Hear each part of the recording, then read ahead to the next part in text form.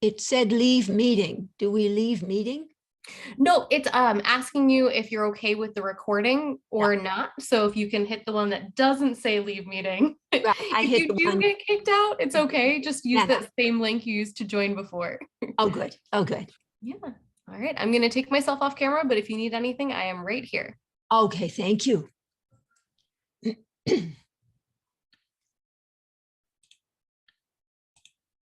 But I see that there are attendees now, like 71, but it says panelists 4. I don't see their names. Could I do something to see their names? Sure. So if you, where it says panelists, if you Yes. click on the section next to that where it says attendees, that should flip to that list so that you can see the name there. Oh, good. Oh, good. So they can hear me a little bit? Oh, hi, You Bill. can, yes. Hi, Bill. Oh, good. Oh, good. All right, let's see. Oh, my goodness. Oh, wow. All these people. Oh, my brother. Hi, Doug. All right, let's see. And these others. Oh, my goodness. Jan, hello. Jean, hello. Oh, my gosh. All right. Jolynn. Hello, Jolynn. So these are sort of alphabetized, kind of magically. Kathleen. Oh, my goodness. Oh, my goodness. Lisa. Oh, my goodness. Oh, Paulina. Oh, Paulina, one of my favorite email blast readers. Philip. Hello, Philip again. It's in the middle of the night for you, Philip. All right. Rebecca. Hello, Rebecca. All right. Rob. Hello, Rob. Oh, thank you for being here. All right. Let's Sandra. Hello, Sandra. Oh, good. So we meet again so soon. Sarah, Sarah, Sarah. Lots of Sarahs here. Shelly. Hello, Shelly. Shaban. Hello. Stan. Oh, good. Suki. Hello, Suki. Oh, Suki. Remember we ran into each other in Watertown Square.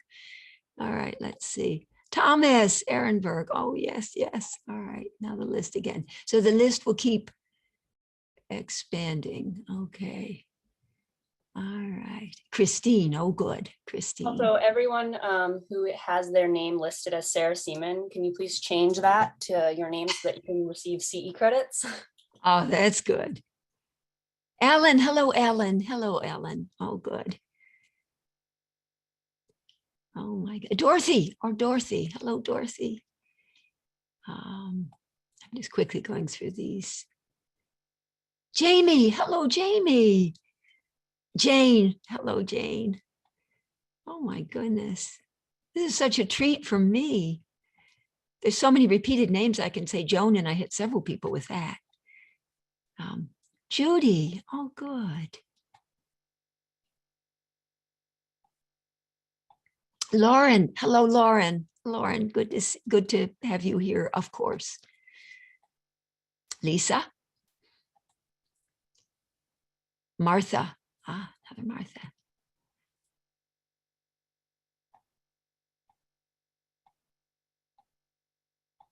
Ricky. Hello, Ricky from way back.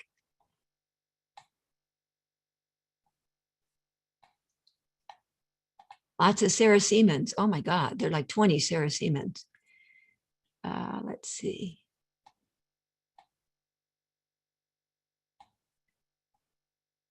Okay. All right. Wow. This is quite wonderful. Well, if you hover over, so on your attendee list or on your screen, you should see something that says me next to a name. So it should either be your name or it might, looks like some of you used a link that Sarah shared that says Sarah Seaman. So if you see a name that says me, that's you. If it's not your name, if you can hover over that, click more and then rename and put your name in, that would be great. That also lets us make sure that we are taking attendance and allows us to get you CEs and CEUs.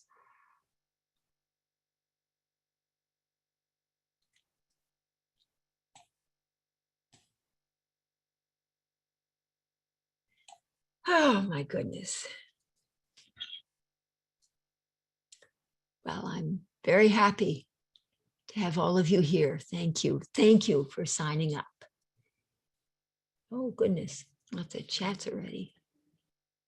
Oh, and some Q&As.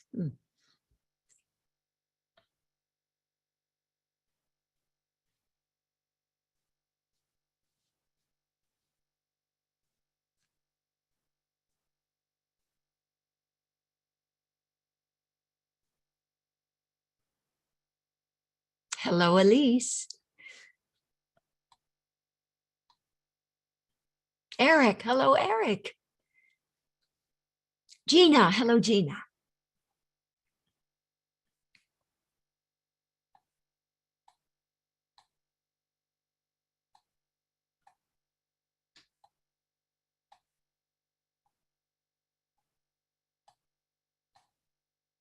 Danielle, is it possible that I sent a link that was not?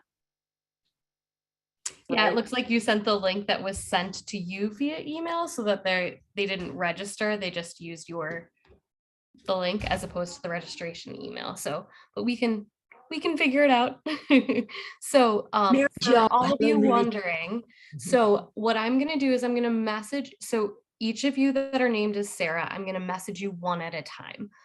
So that I know which one I'm talking to. So just hold tight. If you get a message from me, just please respond, and that way I can change your name for you. And what will we do about the 350 people who might have gotten the wrong link? Because we only have 145 and we're expecting 450. Yep, with free events, we don't often, or very often, people forget or show up late or all of that. So, So we It's, assume then they have the right link. yep. Oh, good.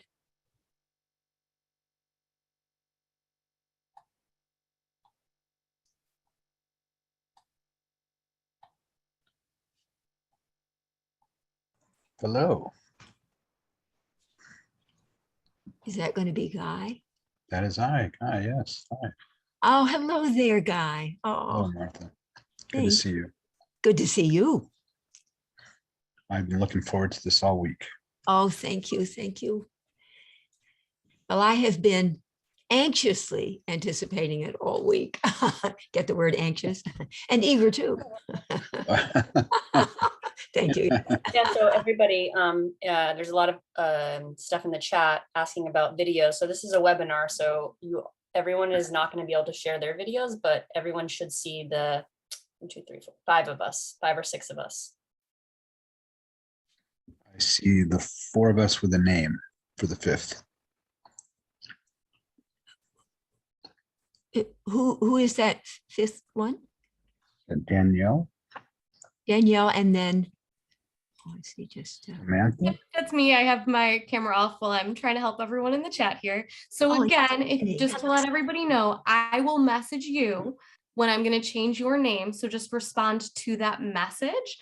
If you don't mind holding off until you get that message from me, that would be helpful, because otherwise I don't know which Sarah is who on there. So just hold off until you get a message directly from me. Hello, Ed. Hello, Ed. And hello, Karen with a C. Oh,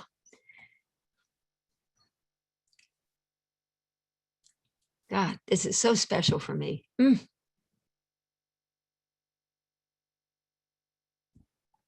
On a Friday night, even. Gail, hello, Gail. All right. Must be kind of funny because you all want to say hello back, probably, but you can't. So just think hello back. Joel, hello, Joel.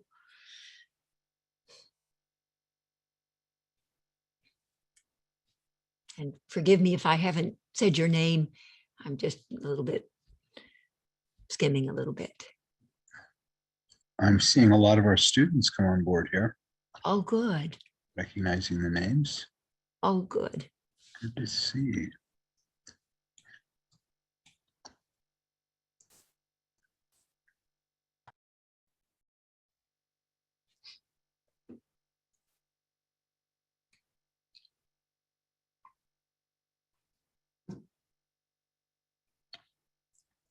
I don't know, Danielle, if you're noticing this, but a lot of the comments are saying they only see one person. I'm assuming they're only supposed to see one person.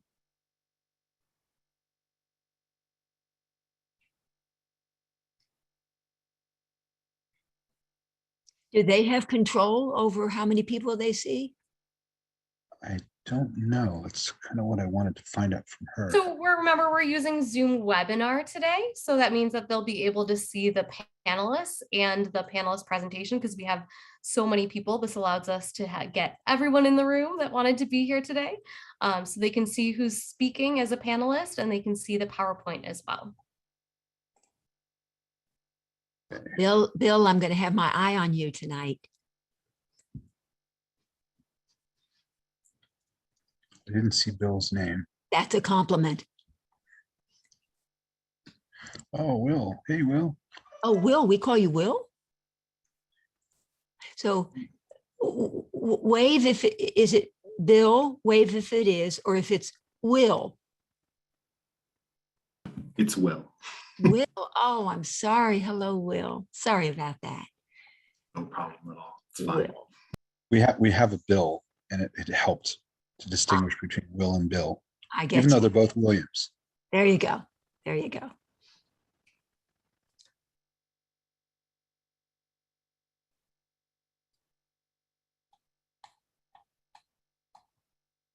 We still have like 25 Sarah Siemens, 30.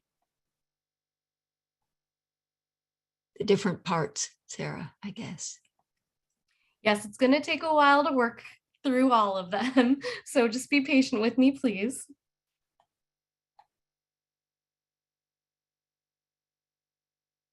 Bill just texted me saying he is here. Oh, good. Oh, good, Bill. Yes. But Teresa. Hello, Teresa. Sylvia. Oh my gosh, Sylvia.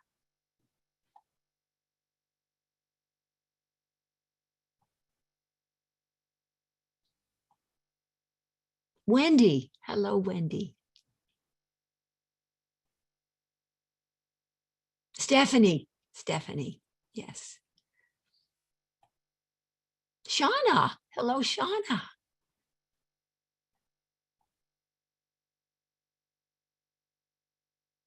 Richard. Hello, Richard. Ruth. Hello, Ruth. All right, should we get started, Dr. Luis? Sounds good to me. Sounds good to me there, Sarah. So we are now after 5 o'clock. So let me start by saying welcome to the presentation and discussion this evening by Dr. Martha Stark. And I am Dr. Guy Belize. I am the faculty advisor for the Student Psychoanalytic Interest Group. And we've invited Dr. Stark, and I'm going to turn this over to our president of that group. That's Sarah Seaman, who's a second-year student in our clinical PsyD program. Sarah, take it away. All right. So I'm going to introduce Martha. So Martha Stark, MD, a graduate of Harvard Medical School and the Boston Psychoanalytic Institute, is a holistic psychoanalyst in private practice in Boston, Massachusetts. Martha is faculty, Harvard Medical School, and also at the Center for Psychoanalytic Studies, and she's also faculty at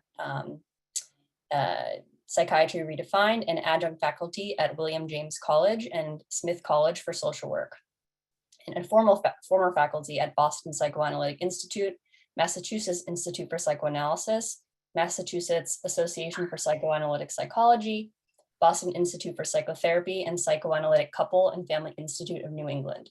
She has numerous teaching affiliations with local, regional, and national psychodynamic and psychoanalytic training programs. Martha is an award-winning author of 9 highly acclaimed books on psychoanalytic theory and technique, several of which have become required reading for candidates in a number of psychoanalytic training institutes across the United States, and for students in various psychodynamic psychotherapy programs, both here and abroad. She is board certified by the American Association of Integrative Medicine, and she contributes chapters to integrative medicine textbooks and articles to peer-reviewed toxicology and environmental medicine journals. She also serves on the editorial and advisory boards of various holistic health publications. And on a personal note, Martha and the rest of the board, we have really so enjoyed putting this event together with you. Your energy is, your energy and enthusiasm is very, very infectious. The energy about psychoanalysis is very infectious, and it's just such an honor to have someone with your wealth of knowledge and passion here with us today. Thank you very much, Sarah. And I'm just absolutely delighted to be here. And thank you all for signing up. And Sarah, you are an absolute powerhouse. And I mean, you single-handedly put this together. We've worked on it for months, and here it is. And I'm very, very delighted to be here. So thank you all. And thank you, Guy, for your part in all of this as well. All right, so there are two psychodynamic concepts that are near and dear to my heart. Optimal stress, because not all stress is bad. Oh, one moment. Will, would you like to read the CE? The CE. Oh, sure. Yeah, I'll review this quickly, Martha, just to be able to provide the information too ahead of tonight's presentation. So there's some information for you all about continuing education credits. So this live course offers 2.5 CEs for psychologists, 2.5 CEUs for counselors and social workers, and LMFTs. For those who would like continuing education credits, attendance of this program in its entirety is required. In addition to attending the entire program, in order to receive a certificate, you must also pass a comprehension quiz and complete a brief program evaluation. The link to access both the evaluation and the quiz will be sent via email within 24 hours after the conclusion of the training today. Once all items are completed, you can expect to receive your certificate via email within 2 weeks. With that said, I'll turn it back over to you, Dr. Stark, whenever you're ready. Thank you, Will. All right, so I was saying two psychodynamic concepts that are near and dear to my heart. Optimal stress, because not all stress is bad, and relentless hope. Not all hope is good. So yes, we have traumatic stress, not so good, but then there's optimal stress. And yes, we have realistic hope, but then there's relentless hope. All right. So upon completion of this program, they're the learning objectives. So let me give you a brief overview of what we're going to be doing. We're going to be talking about relentless pursuit of the unattainable, the masochistic defense of relentless hope, the sadistic defense of relentless outrage. We'll be talking about Fairbairn, who said a bad object is infinitely better than no object at all. Fairbairn's bad object is a seductive and exciting rejecting object. We'll talk about the therapist's unwitting seductiveness, the co-creation of therapeutic impasses, accountability on the parts of both patient and therapist. We'll talk about grieving as creating impetus and opportunity for adaptive internalization of good. The underlying theme throughout will be helping the patient evolve from relentless hope to realistic hope and sober, mature acceptance. Now, I'm going to be saying patient, but quite frankly, this is a dynamic that's relevant for all of us. Relentless hope, not just our patients, but for all of us. But I will be saying patient. Throughout my presentation, I will be offering lots of brief and extended clinical vignettes, although there will be a fairly substantial theoretical piece about Fairbairn in order to contextualize things. But then I'll get back to vignettes, including near the end, an extended vignette about me and my mom. All right. Pretending that it can be when it can't is how people break their hearts. Elvin Samrad. And that's basically what my talk about is tonight. So I'll be talking about a concept that I've developed and to which I refer as relentless hope. The hope, a defense to which the patient clings in order not to have to feel the pain of her disappointment in the object. The hope, a defense ultimately against grieving. The patient's refusal to deal with the pain of her grief about the object, be it the infantile object, a contemporary object, or the transference object, fuels the relentlessness with which she pursues it. Both the relentlessness of her hope that she might yet be able to make the object over into what she would want it to be, and the relentlessness of the outrage she experiences in those moments of dawning recognition that, despite her best efforts and most fervent desire, she might never be able to make that actually happen. In essence, what fuels the patient's relentlessness, both her relentless hope, think libido, and her relentless outrage, think aggression, is her refusal to sit with the pain of her disappointment in the object, an object she experiences as bad by virtue of the fact that it is not all that she would have wanted it to be. Even more fundamentally, however, what ignites the relentlessness of the patient's pursuit is the fact that the object is separate from her, is outside the sphere of her omnipotence, think Winnicott, and is therefore unable to be either possessed or controlled. Indeed, underlying the patient's relentless pursuit will be the illusion that she has omnipotent control over the object of her desire, an illusion often accompanied by an entitled sense that something is her due. And so it is that when a patient complains bitterly about feeling helpless, generally what underlies that feeling will be her intense desire to force the object to change in some way that the object could technically change. For example, wanting the therapist to hug her. Now, technically, the therapist could, but is simply not going to. So when a patient protests that she's feeling helpless, and hopeless too, helpless, this often speaks to the outraged frustration she is experiencing at being confronted with the immutability of the object and the limits, therefore, of her power to make that object change. Now, paradoxically, such patients are never relentless in their pursuit of a good object. Instead, their relentless pursuit is of the bad object. In other words, it's never enough that the patient simply find a new good object to compensate for how bad the old one had been. Rather, the compelling need becomes first to create, or more accurately, to recreate the old bad object, and then to pressure, manipulate, prod, force, coerce this old bad object to change. A popular song that speaks directly to this issue of the patient's relentless need to recreate the early on traumatic failure situation is a rock song by the late Warren Zevon entitled, "If You Won't Leave Me, I'll Find Somebody Who Will." The patient can re-find the old bad object in any one of three ways. One, she can choose a good object and then experience it as bad, projection.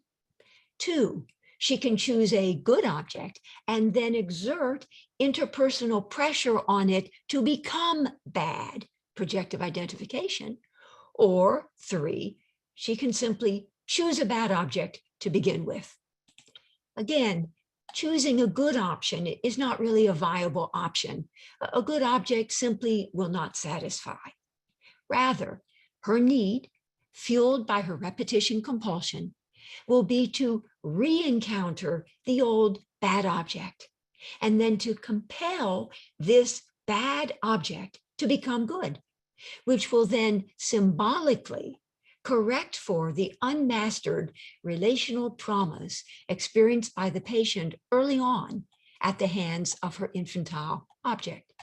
For example, a woman who has suffered terribly at the hands of an alcoholic parent will not simply resolve to choose a partner who does not drink. Rather, she will find herself unwittingly drawn to men who are alcoholic. She will then focus her relentless efforts first on forcing them to own the fact of their alcoholism, and then on forcing them to give it up, although they might well never do that. And a panel of 10,000 objective judges would probably have been able to predict this. Again, the patient's refusal to deal with the pain of her grief about the object fuels the relentlessness with which she pursues it. Both the relentlessness of her entitled sense that something is her due, and the relentlessness of her outrage in the face of its being denied. Hoping against hope, she pursues the object of her desire with a vengeance, refusing to relent, refusing to accept, refusing to forgive. Now, I used to, in my earlier writings, I used to talk about, because I love symmetry, I used to talk about relentless hope on the one hand and relentless rage on the other, because hope has 4 letters and rage has 4 letters. But quite frankly, over time, I really had to sort of recognize it's not really just sort of pure rage, it's more outrage, the idea of frustrated entitlement and outrage and indignation that the object is not going to be forthcoming. So it's relentless hope on the one hand and relentless outrage on the other. So I'd like now to present a clinical vignette written a number of years ago that speaks poignantly to this issue of a patient's unwillingness to forgive. Okay. At the time I had written, so this is from years ago, I've been seeing Sarah, and I'm sorry that that name is Sarah. Of course, we have our Sarah here, but it's Sarah without an H, so we're good. At the time I had written, I've been seeing Sarah, an extremely gifted 55-year-old therapist, 4 times a week for the past 5 years.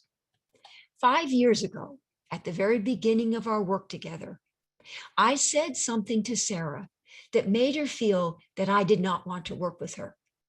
And I apologize for not being able to share with you the specifics of what I had actually said. But Sarah asked me, please, not to. But you will see that the specifics do not really matter. Sarah did, however, give me permission to share with you what follows.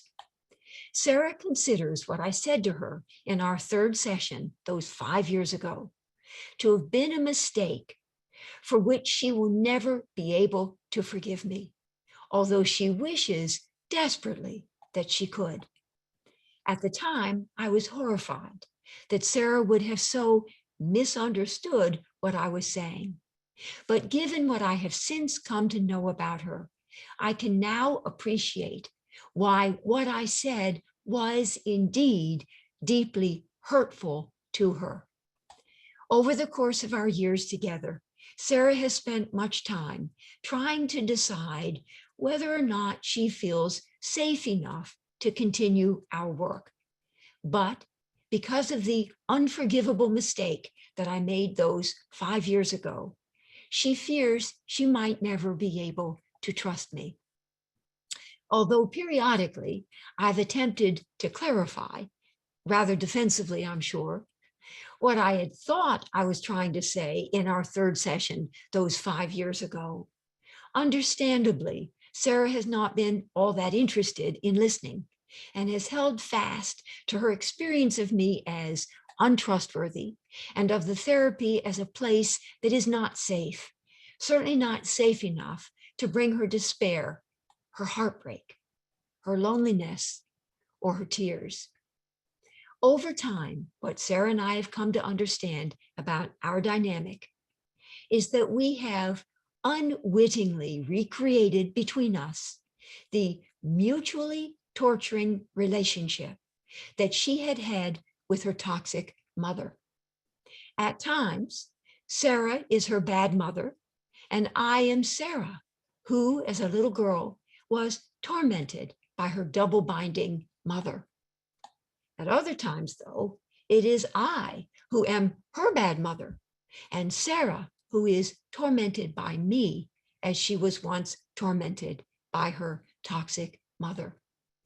In my work with Sarah, it has been extremely important to her that I be able to confirm her experience of things, not just that I validate or empathically resonate with her perceptions as plausible constructions of reality in Erwin Hoffman's terms, but that I actually confirm them.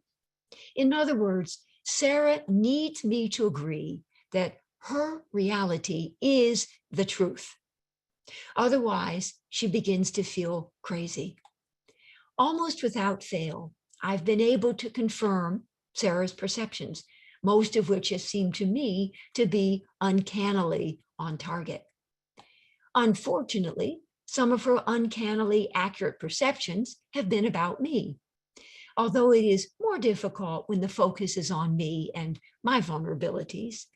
Ultimately, with the one exception to which I have already made reference, I have been able and willing to confirm these perceptions as well.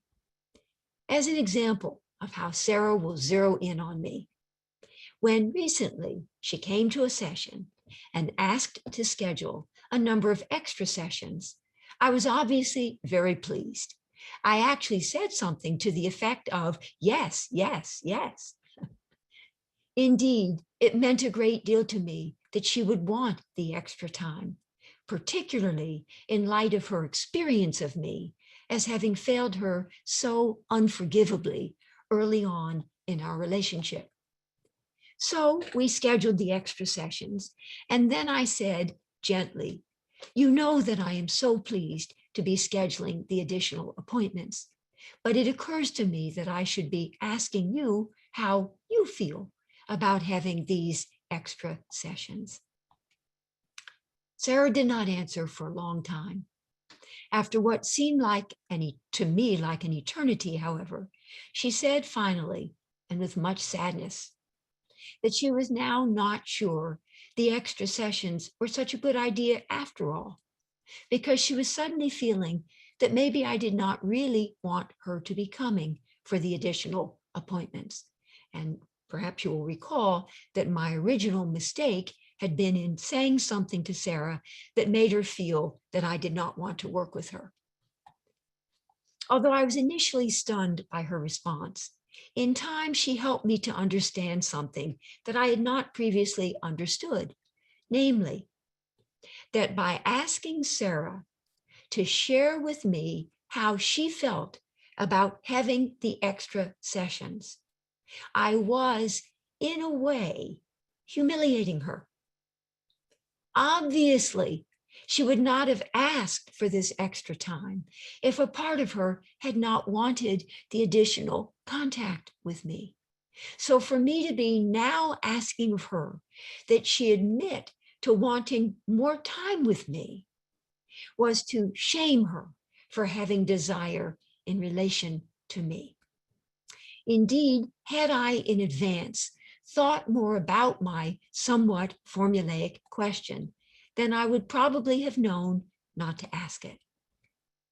What I now understood was that in asking of her that she tell me how she was feeling about getting the extra time, I really was more going by the book than coming from my heart, again, Erwin Hoffman. You see, I had been taught that it is always important to explore whatever underlying expectations, hopes, and fears the patient might be having whenever she asks for something from her therapist. So I really was more going by the book than by what, deep inside of me, I did know, namely, that despite Sarah's deep reservations about me, a part of her was beginning to trust me a little more and was wanting me to know this without her having to say it right out. Indeed, I came to see that Sarah's experience of me as having shamed her was not just a story about her, but also a story about me.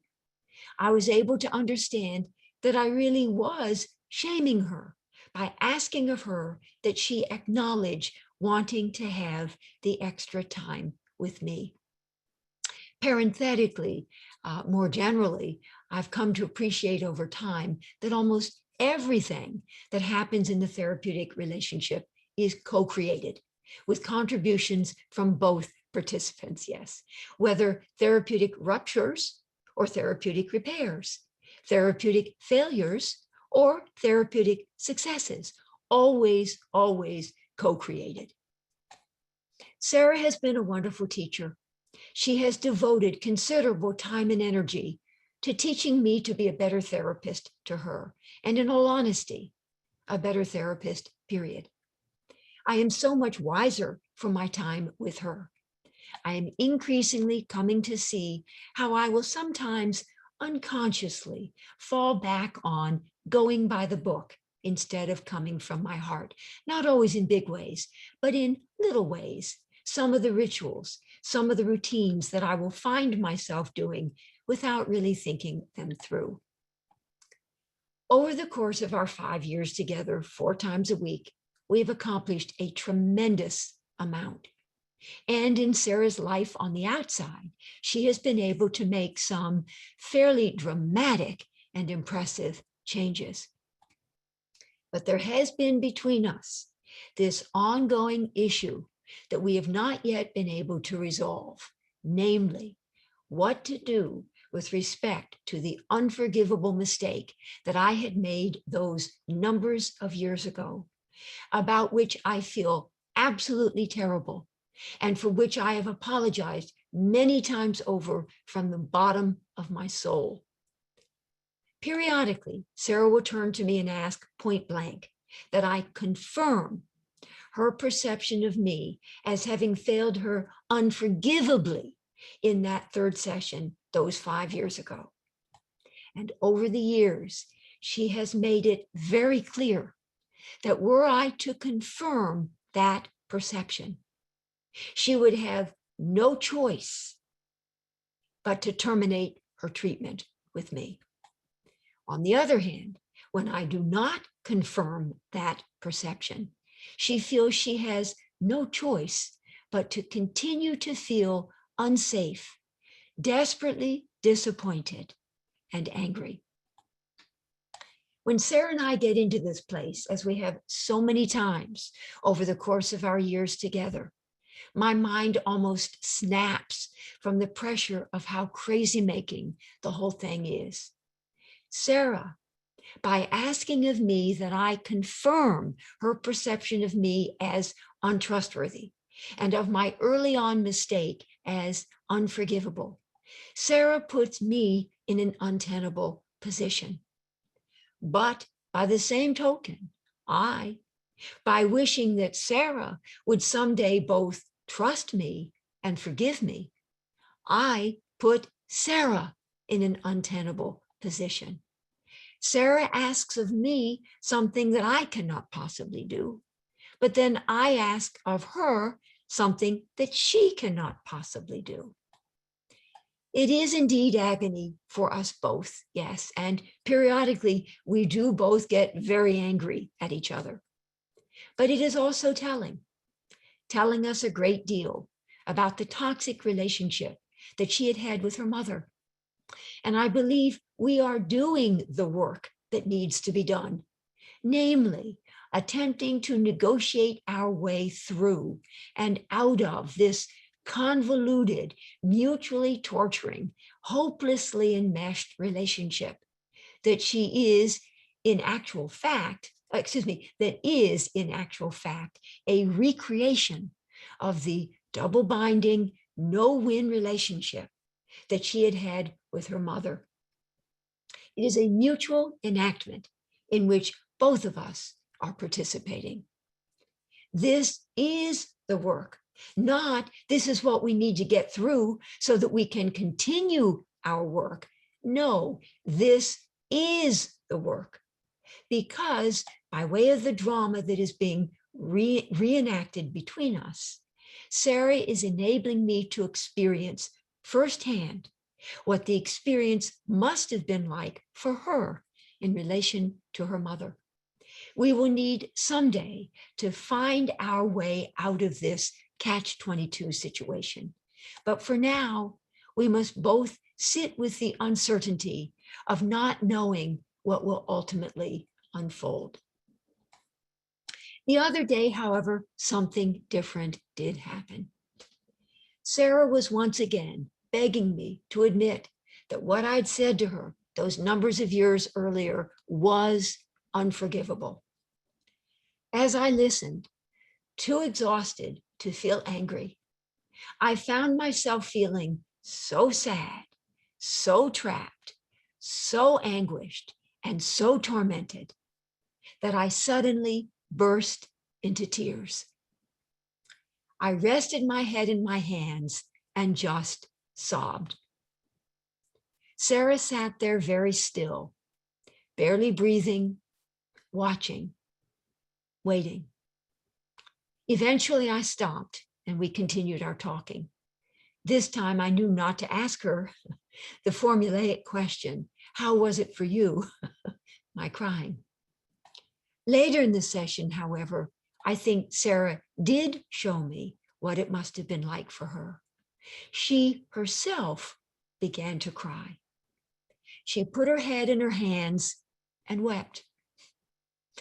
Now it was I who sat there very still, barely breathing, watching, waiting. But what made it particularly poignant for me was my knowing that she, as an adult, had never before cried in front of anyone. Literally and figuratively, a watershed moment for us both.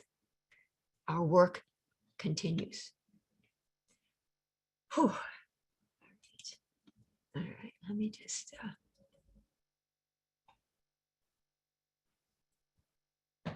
All right, so shifting gears a little bit, but I'm going to get into a sort of theoretical piece here about Fairbairn, but in order to contextualize all of this, both the masochistic defense of relentless hope and the sadistic defense of relentless outrage. And let me hasten to say that when I say masochism and sadism, I'm not talking about how it does or doesn't get played out in the bedroom in the sexual arena. I'm really talking about it as a dysfunctional relational dynamic that can get played out with many of the patients, many of our own significant relationships. So just to be clear about that. All right, so Fairbairn.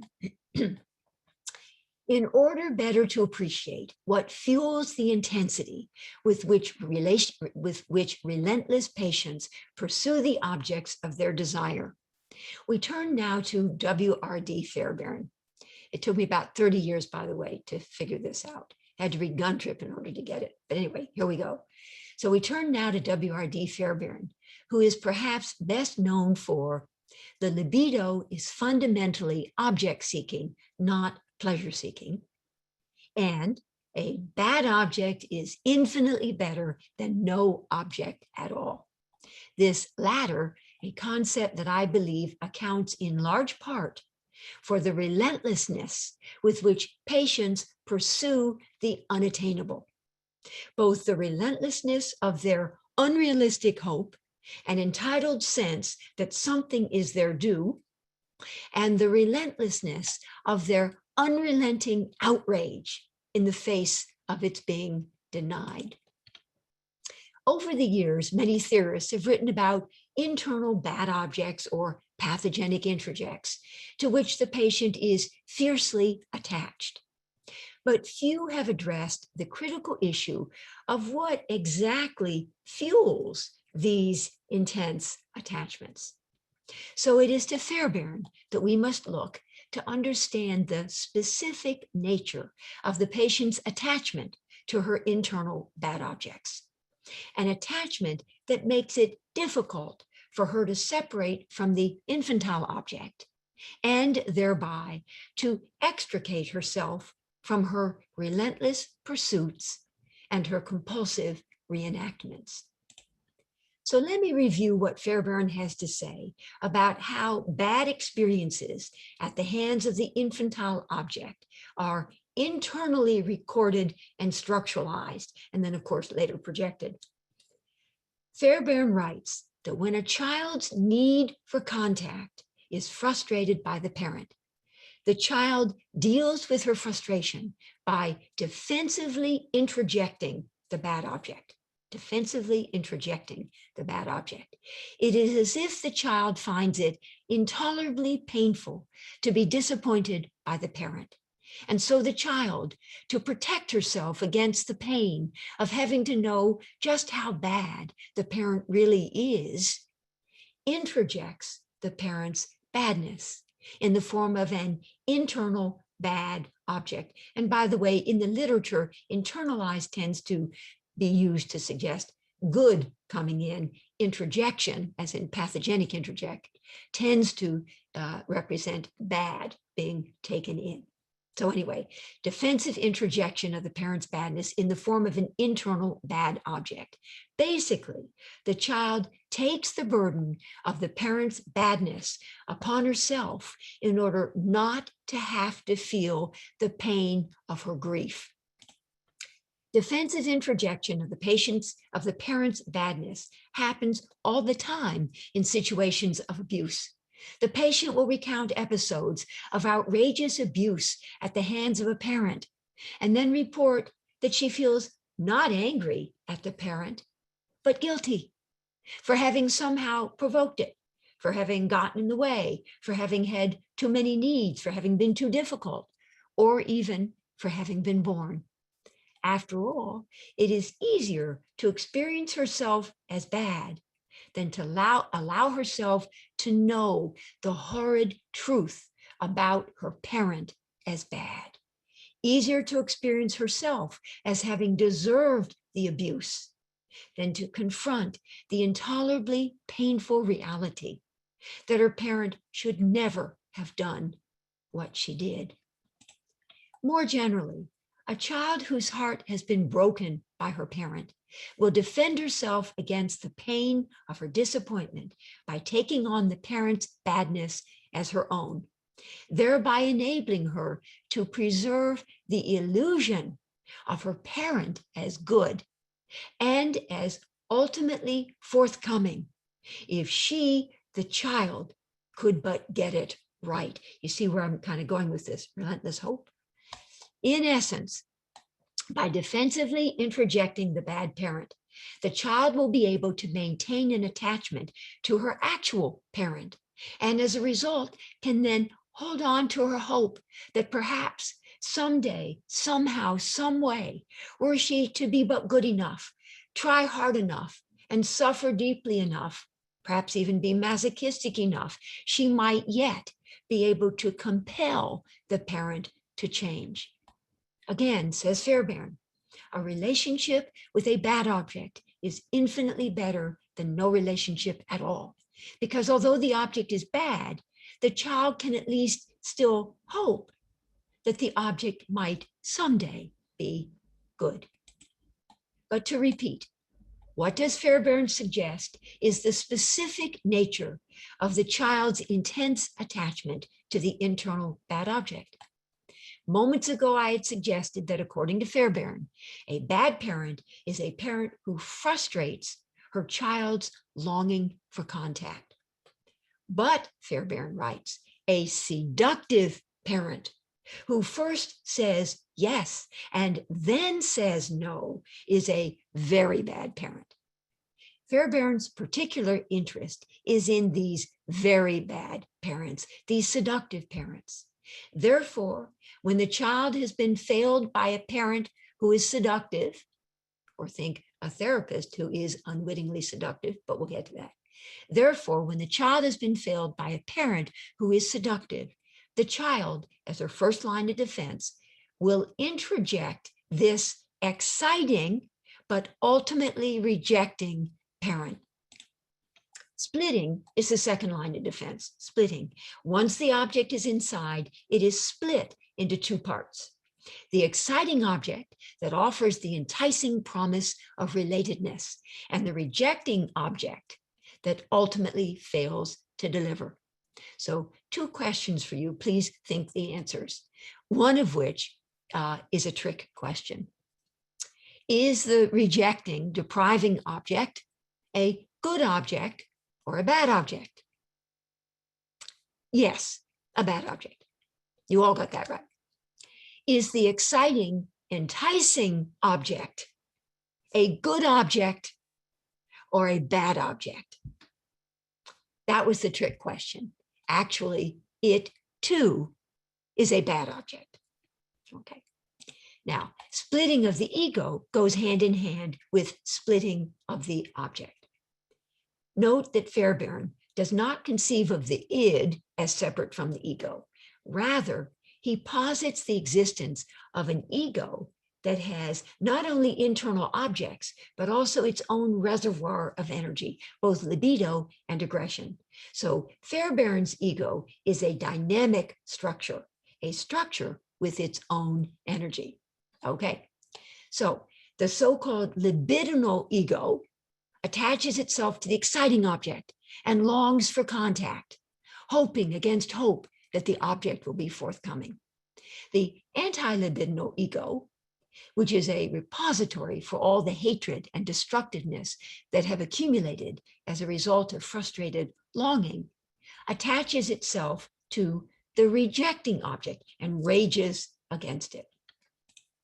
So what then is the specific nature of the patient's attachment to the bad object? An internal one now, but once projected, it becomes an external one.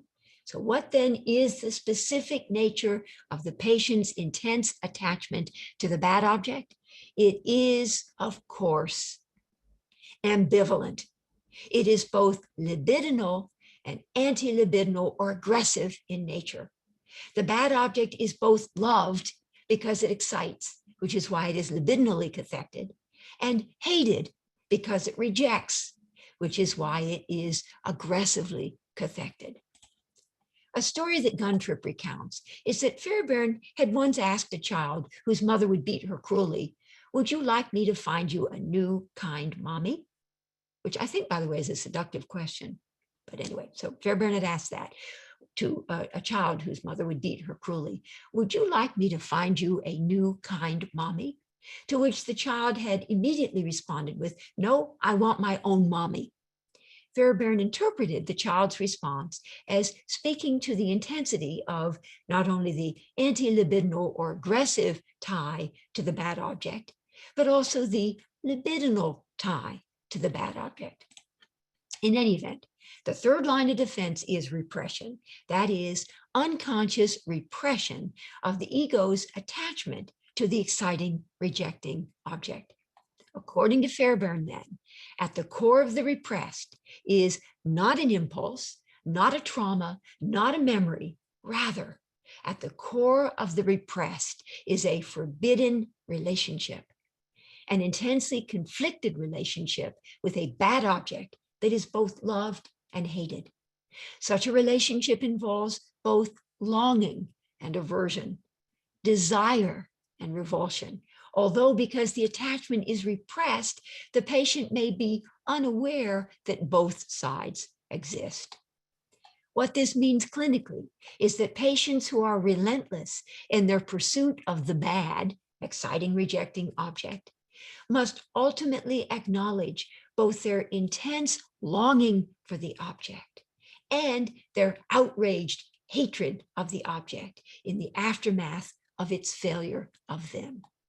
It is therefore to Fairbairn that we turn in order better to appreciate that the intensity of the patient's attachment to the bad object is fueled by ambivalence. And all of this, of course, would be unnecessary were the badness of the parent to have been grieved. This is what happens when that is not confronted and grieved. All right, so although Fairbairn's claim is that he's writing about schizoid personalities, I believe that the manner in which he conceptualizes the endopsychic situation, as he calls it, of these so-called schizoid personalities captures in a nutshell the psychodynamics of sadomasochistic patients, and actually use Guntrip to help me understand more about the schizoid personality. But Fairbairn, I think he's writing in essence about the psychodynamics of sadomasochistic patients. In fact, my contention will be that the patient's relentless pursuit of the bad object has both masochistic and sadistic components. Now, again, let me just repeat, importantly, parenthetically, my interest is not specifically in how sadomasochism gets played out in the sexual arena. Rather, I conceive of sadomasochism as being a dysfunctional relational dynamic that will get played out to a greater or lesser extent in most of the relentless patient's significant relationships. The patient's relentless hope, which fuels her masochism, is the stance to which she desperately clings in order to avoid confronting certain intolerably painful realities about the object of her desire. And her relentless outrage, which fuels her sadism, is the stance to which she resorts in those moments of dawning recognition that the object is separate and cannot be forced to be something it isn't. The masochistic defense of relentless hope and the sadistic defense of relentless outrage go hand in hand, and both speak to the patient's refusal to confront and grieve the truth about the bad, immutable object. More specifically now, and then I'm going to get to a clinical vignette. Masochism is a story about the patient's hope, her relentless hope, her hoping against hope that perhaps someday, somehow, some way, were she to be but good enough, try hard enough, be persuasive enough, persist long enough, suffer deeply enough, or be masochistic enough, she might yet be able to extract from the object, sometimes the parent herself, sometimes a stand-in for the parent, the recognition and love denied her as a child.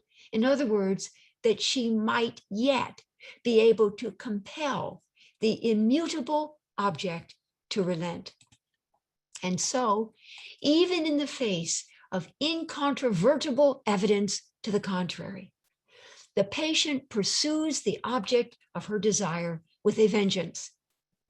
The intensity of this relentless pursuit, fueled by her entitled conviction that the object could give it were the object but willing, should give it because this is the patient's due, and would give it were she the patient but able to get it right.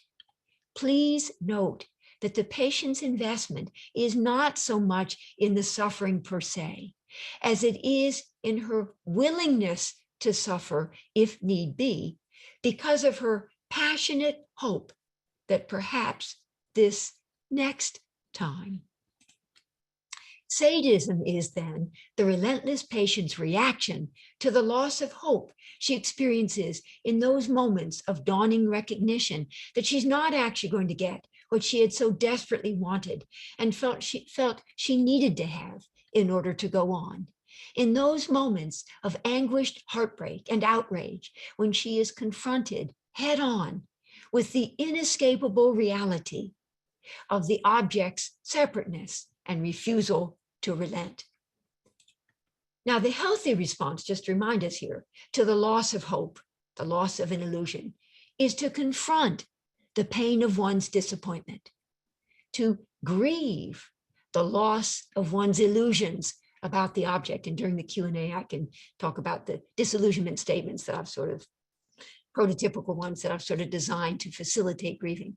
So anyway, the healthy response to the loss of hope is to confront the pain of one's disappointment, grieve the loss of one's illusions about the object, and then adaptively, not defensively introject bad, but adaptively internalize whatever good there was in the relationship. A growth promoting process described in self-psychology as transmuting or structure building internalization. So the cool thing about grieving is that as part and parcel of it, there will be the adaptive transmuting or structure building internalizations. But the relentless patient does something else.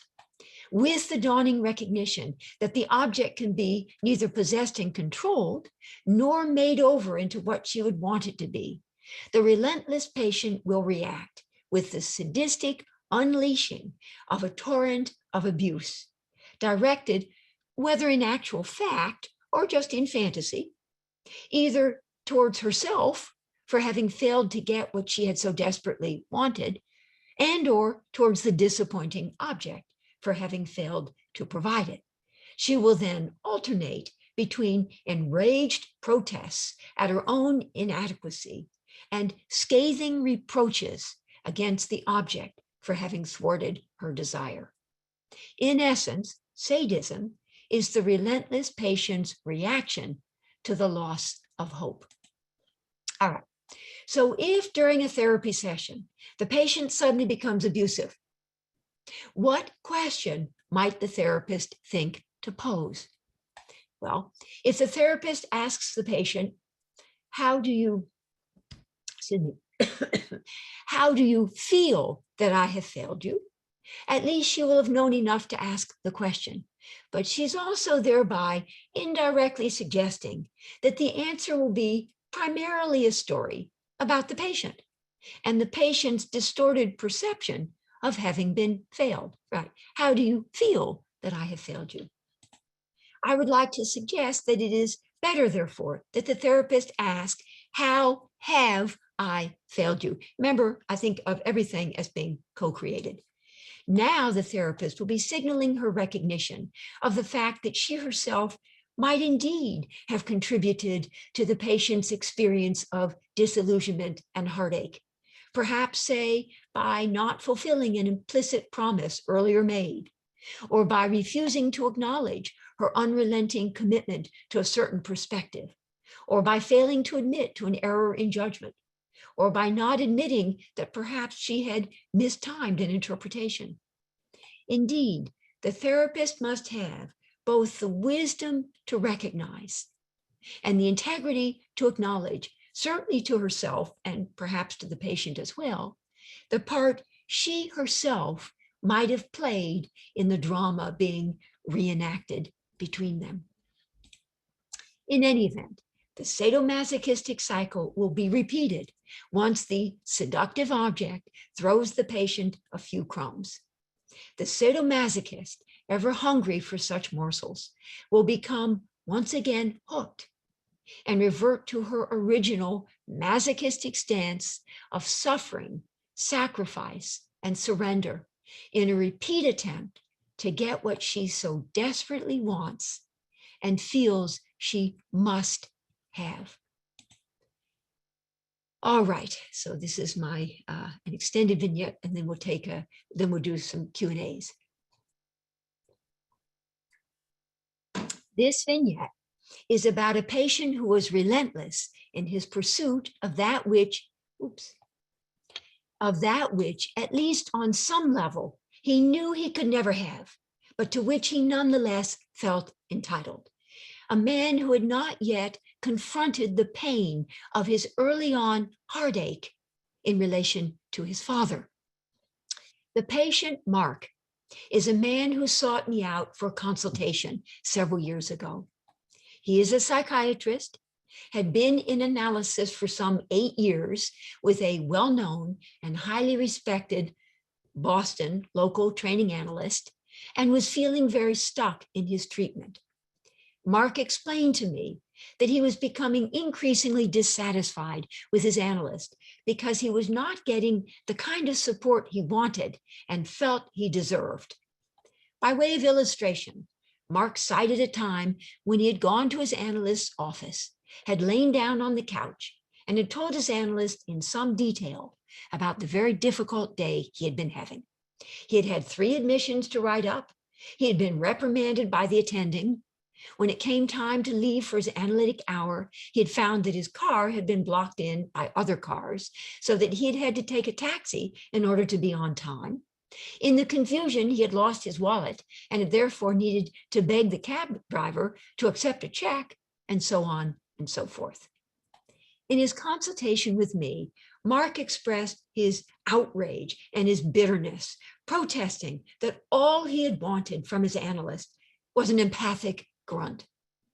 Some acknowledgement by the analyst of how frustrated and angry he, the patient, must have been feeling because of the horrid day he had been having. The patient demanded to know, was that too much to ask? All I wanted was a little kindness, a little compassion. Mark went on to talk about how his colleagues had confirmed his belief that if his analyst could not give him even this, then he, the patient, had no business remaining in such a disappointing relationship, that it was masochistic for him to be continuing in the treatment. I hope you see where this is going. But as Mark's story unfolded, I came to see things in a somewhat different light. Admittedly, it does not seem unreasonable to be asking for a bit of support, understanding, and comfort at a time when you're feeling overwhelmed and agitated. But for the patient to be looking for such support from someone whom he knew did not give that kind of support, although the analyst did offer many other good things. But for the patient to be looking still, even after these 8 years, for support from someone whom he knew had never given that kind of support. This is what caught my attention. This is what seemed to me to be masochistic, the masochistic defense of relentless hope. Now, parenthetically, all of us in Boston who know and revere this highly respected training analyst, all of us know that he would never simply offer empathic grunts. That's not what he does. Brilliant interpretations, yes. Empathic grunts, no. That's not who he is. So whereas Mark was thinking that it was masochistic for him to be staying in a relationship with someone who was not giving him what he so desperately wanted and felt entitled to, I was beginning to think that it was masochistic, and spoke to the patient's failure to have grieved, for the patient to be wanting still that which he was clearly never going to get. And that the solution lay not necessarily in severing the relationship with his analyst, but first in facing the reality that he was never going to get exactly what he would want. And then in grieving this, the patient would get other good things from his analyst. And in fact, over the course of their 8 years together, had gotten all sorts of wonderful insights from his analyst, but never the empathic grunts. Now, admittedly, I did also wonder a bit about the analyst's seeming refusal to relent, refusal to allow himself to be influenced even a little by the patient's impassioned entreaties. But in this particular instance with Mark, I decided, made an executive decision, not to focus on what I suspected was the analyst's contribution to the stalemated situation between them. My fear was that were I to speak too much to the part I sensed his analyst might be playing, the patient might use this to reinforce his own rather entrenched position, which would then obscure the more important issue of the patient's accountability for his own relentlessness, fueled by his refusal to confront and grieve the reality of his analyst's very real limitations. And so I said that at this point, I believed the work of the analysis involved Mark's confronting head-on the excruciatingly painful reality that his analyst was never going to give him exactly what he wanted. I also said I suspected that the analyst was perhaps a stand-in for one or both of his parents, and that his experience of thwarted longing in relation to his analyst was the recapitulation of an early on and never grieved, heartbreakingly painful relationship with a parent. Although in the first of his 3 consultation sessions with me, Mark had said that as a result of the work he had done over the course of the previous 8 years, he felt he had pretty much made his peace with his parents' very real limitations. When I now framed the stalemated situation in his analysis as speaking perhaps to frustrated desire and unrequited longing with respect to one of his parents, one or both of his parents, he began to resonate with this. Somewhat shaken, Mark now, in the third and final session of our consultation, finally acknowledged that indeed he had always been frustrated in his desire to get recognition from his father, a narcissistic man who was chronically depressed and totally unavailable for support or comfort. As the patient now talked about his father, he began to express what he said he had always known, at least on some level, but had never really been able to let himself think or feel, namely, that his heart had been broken by his father's failure of him, his father's inability to respond to his desperate pleas for attention and love. As our session continued, it became very clear that although Mark had given lip service during the 8 years of his analysis to acknowledging how devastated he had been by his father's emotional remoteness, the patient had never really let himself feel just how traumatizing his father's inaccessibility had actually been for him. Furthermore, the patient's refusal to grieve that early on failure was forcing him to relive it in the here and now of the transference and intensifying that early pain.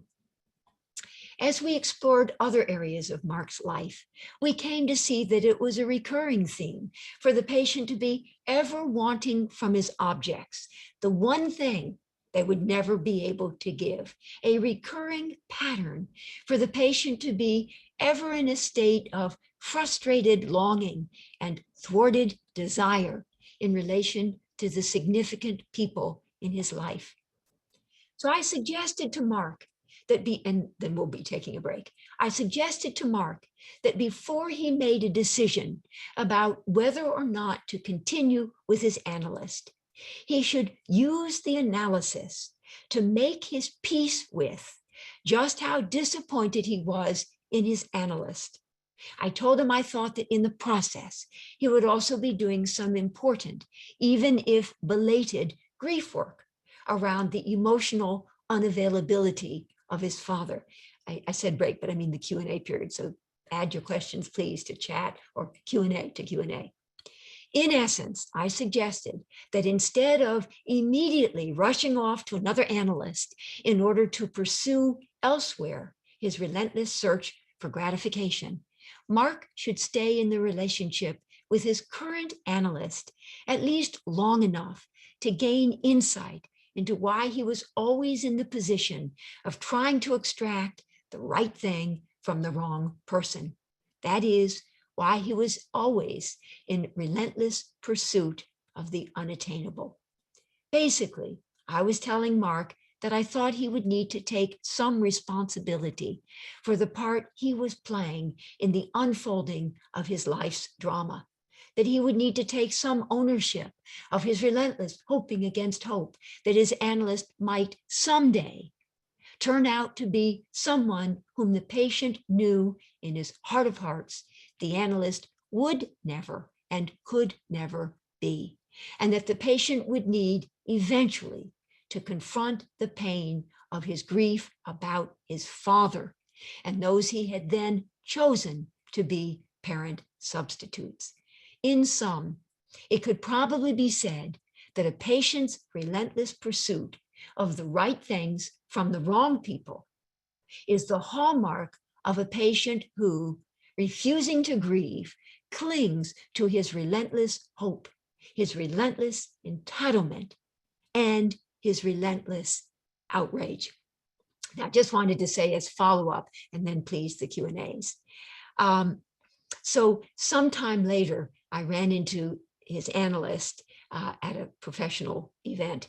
And again, it was Mark who had chosen to come to me. Sometimes it would be the therapist who refers the patient. In this case, it was the patient who had opted to come to see me.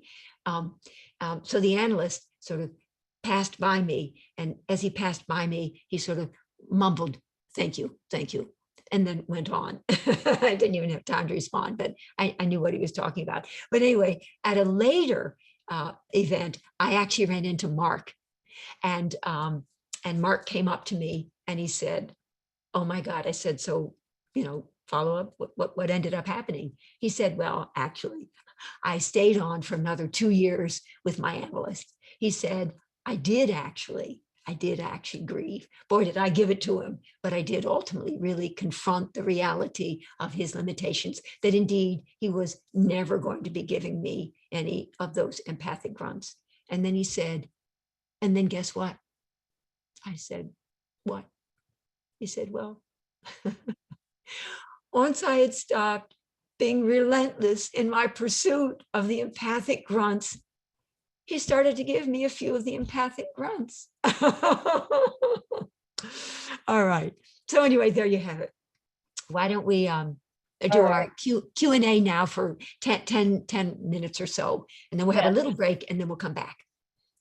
All right, so first question, why, so this is Martha, why does the child find it so difficult to grieve through object loss? Is it simply the masochistic hope that the object can change, or that we can change it, or them? Is it simply the masochistic hope that the object can change that keeps us from separating from the object? So why is it that the child, if we're talking about the child, not the adult, so the child is just can't confront the reality of the parent as abusive or victimizing or unloving in some way. And so in order to preserve the relationship with the actual parent, takes the badness upon himself. The better alternative would have been when the parent inevitably fails in some way or another, were, for whatever complex mix of reasons, the little one able, in the intersubjective space between patient and between the child and the parent, were the little one able to master his disappointment with the parent, then there would not be the defensive introjection of bad, but the adaptive internalization of good. So when that grieving early on, the mastering of the disappointment and upset doesn't happen, then it is that the bad gets introjected in order to preserve the relationship with the parent. But and then though that gives rise to the relentless looking, as the child grows up and grows older, sort of looking, are you my mommy? Are you my mommy? Are you my mommy? Relentless, hoping there. I hope that answered that. Mm-hmm. So you, in a way, the children fear object loss more than being damaged by the toxic relationship. Yes, thank you. That's very well said. Thank you, Sarah. Yes, that's right. That's right. A bad object is infinitely better than no object at all. So they do whatever. No, I want my mommy. I want my mommy. Is better than no object at all. Yes, yes. And they're willing then to sacrifice themselves for the sake of the relationship. Masochism, that. And then, of course, the flip side of that, sadism. Thank you, Sarah. That was great. And one more question before I hand it over to Will to ask some. One person asked, can you offer some examples of language to use with a patient who is just coming into accepting their relentlessness? Oh, thank you. It's sort of like I planted that question. Thank you. Well, thank you now that you ask. So yes, I'm sure that must be from someone I know and love. All right. So anyway, disillusionment statements, I had referenced those a little bit earlier, to facilitate the patient's grieving, the patient who is reluctant or refusing to confront the reality of the object's limitations, be the object, the transference object, a contemporary object, or the infantile object. So there are 3 parts to a disillusionment statement. And again, this is just because, again, people want to know, well, what exactly would you say? How do you facilitate someone's grieving? Okay. So the first part of a disillusionment statement is you say something like, you had so hoped that. That's the past perfect. I learned this in 11th grade in high school. That's the past perfect or pluperfect tense. You had so hoped that. Do you see? That's the first part of 3. You see how that's a little bit kind of putting it into their evolving, because not just you hoped that, but you had so hoped that is sort of a little bit trying to suggest that we're trying to put that behind us. You had so hoped that I would give you all the answers, that I would say something that would make you all better. You had so hoped that. So there you name the illusion or the hope. But are beginning to recognize that And here you name the reality of their disillusionment, that I don't, in fact, simply offer those answers. So first two, you had so hoped that I would give you the answers, do whatever I might need to do to get you better, but are beginning to realize, to recognize that it doesn't really work that way, that I don't do that. And it breaks your heart, and it enrages you, and it upsets you, and it saddens you, and it frightens you. There you're facilitating affectively the pain of their grief. And you do it over and over and over and over again. You had so hoped, but are beginning to realize, and it breaks your heart. And you do it with respect to you, with respect to objects on the outside and the infantile object, again and again and again. You can even say the same words over and over again, because probably the patient is saying her words or his words over and over again. And you can keep saying that to facilitate their grieving. So that's a disillusionment statement, 3 parts. Thank you for that question. Okay, good. Will, thank you. Oh, no problem at all. So the first question I have here, Martha, is make sure I can, it's not much of, I'll just say it. How to tolerate the anguish and disappointment without self-destruction? What would you say about that? How do we as a therapist tolerate the patient's self-destructiveness? Is that what you said?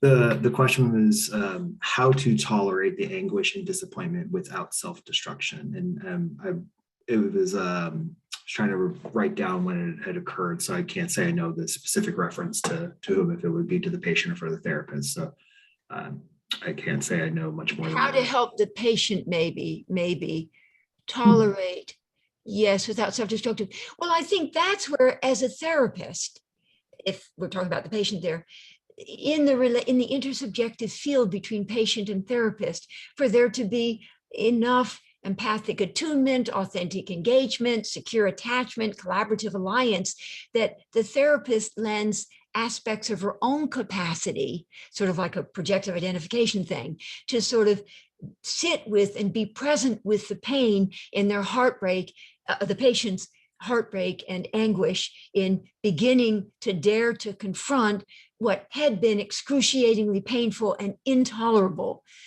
realities about the objects of their desire. So patient and therapist together share that, so that hopefully the patient doesn't have to resort to self-destructiveness. Yeah. I mean, so let me see. Another piece, let me just, we won't be able to get into this at great length, but let me just name, when the patient has introjected the dynamic of, say, victimizer, victim, abuser, abusee, as long as it's sort of an internal conflict with these two poles of the introjective configuration raging against each other, then indeed the patient may do some self-cutting, self-harm, self-destructive stuff. On some level, the intersubjective perspective of contemporary relational theory recognizes the value in allowing the patient, creating a safe enough space for the patient to deliver one or the other pole of their charged toxic boluses of abuser, abusee, and we call that projective identification, where they play out.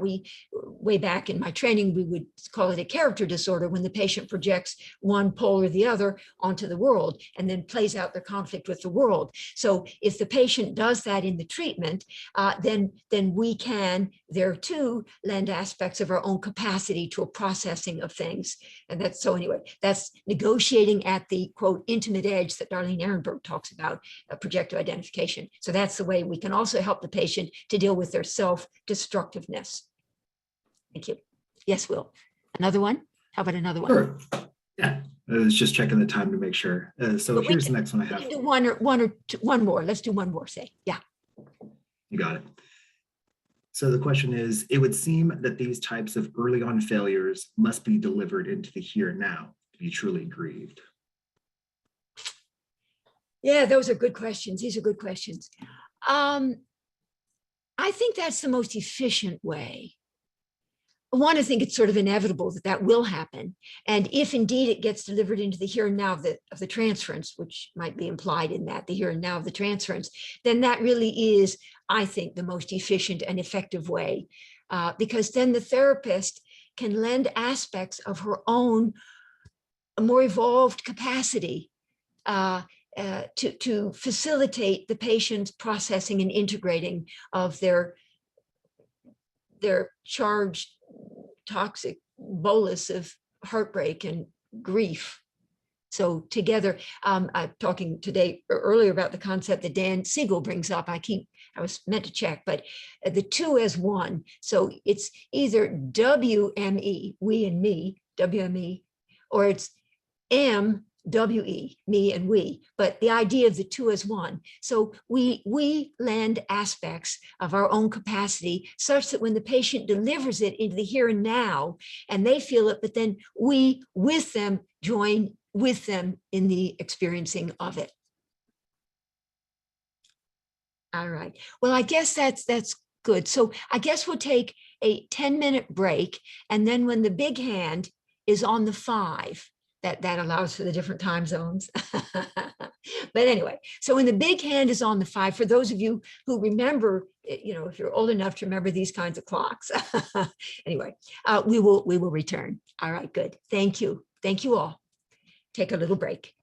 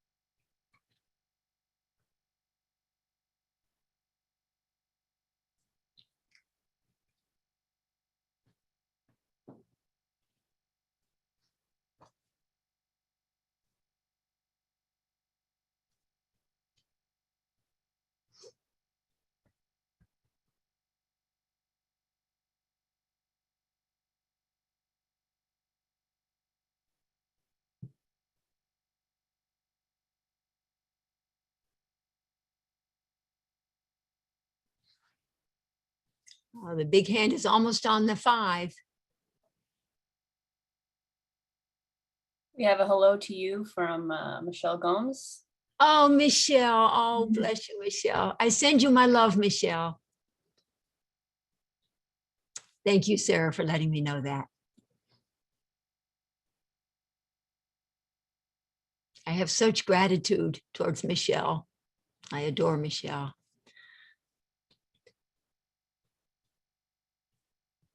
And Lauren too. And Max.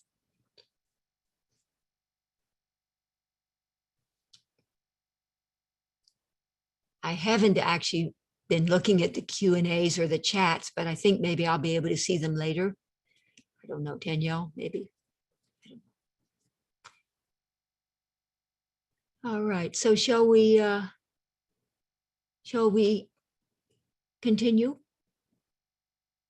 Okay. So I hope you all had a little break. All right, so over time, I've come increasingly to appreciate that when a patient is in the throes of her relentless pursuit of the therapist, it's usually a story about, oh, I'm sorry, let me just say, I have an email address. I'll just say it now and then I'll say it again later. And you can email me any questions that you have that don't get answered. I love to get emails. I love to answer questions. So it's marthastarkmd@hms.harvard.edu, and it's on your PDFs section on every page. And I'll paste that in the chat as well. And thank you, Sarah. Okay, so over time, I've come increasingly to appreciate that when a patient is in the throes of her relentless pursuit of the therapist, it is usually a story about not only the patient, but also the therapist. The patient's contribution has to do, admittedly, with her refusal to take no for an answer.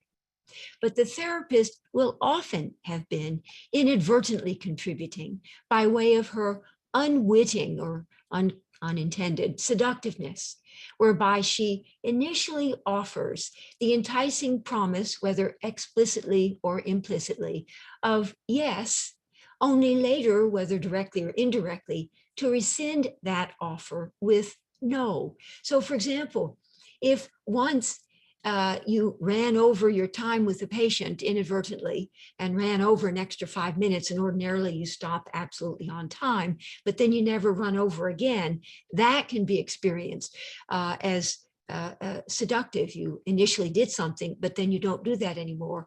Or during the summer when your schedule was lighter, if you saw the patient a number of times each week, but then the academic year starts and you're not as available, that's seductiveness.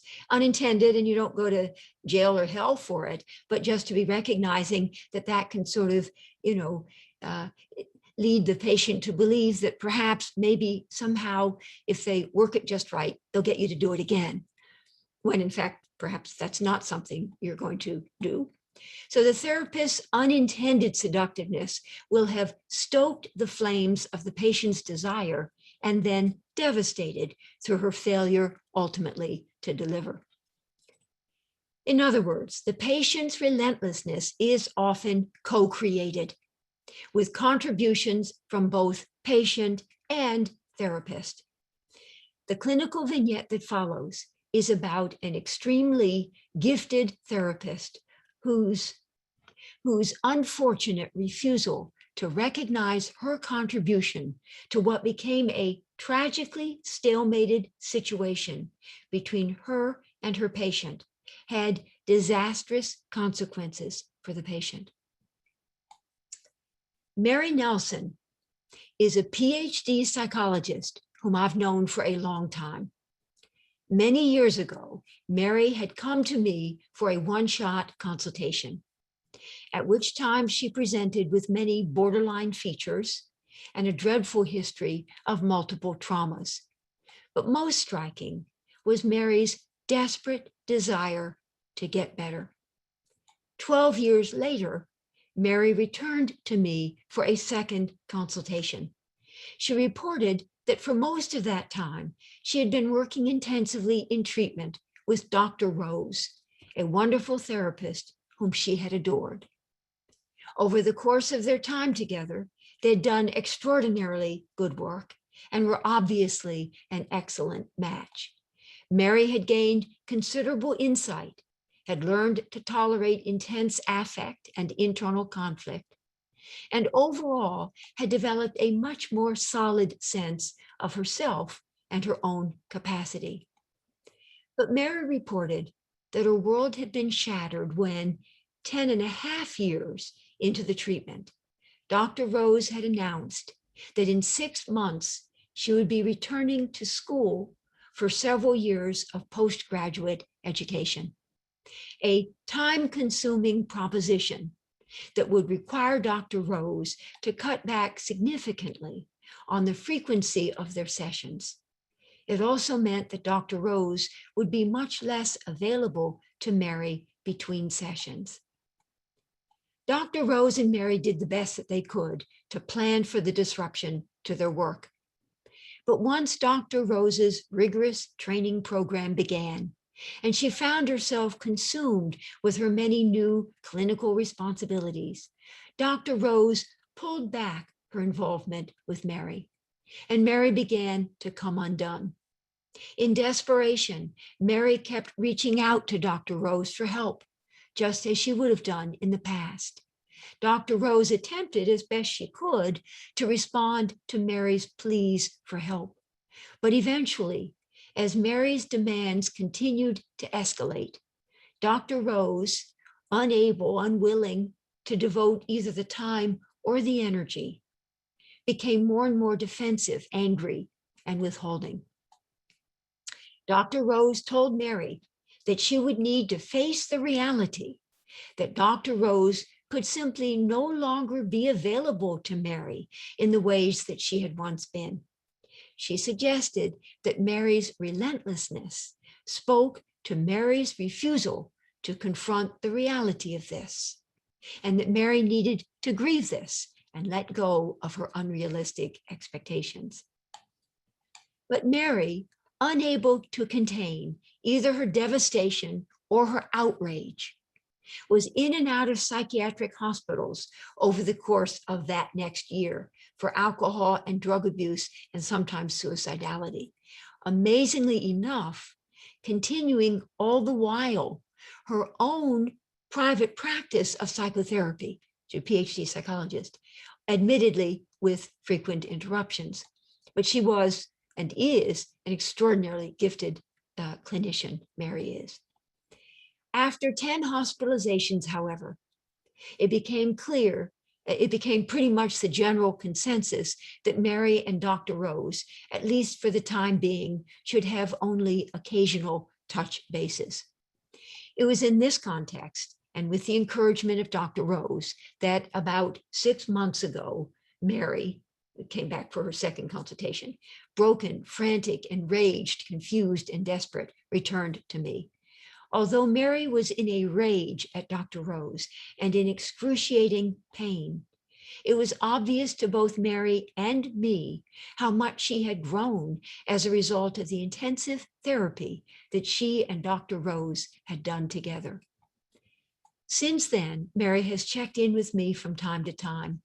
It has become clear that Mary's outrage at this point has to do not so much even with the fact of Dr. Rose's decreased availability, as with Dr. Rose's refusal to acknowledge that she is no longer emotionally and lovingly available in the ways that she had once been.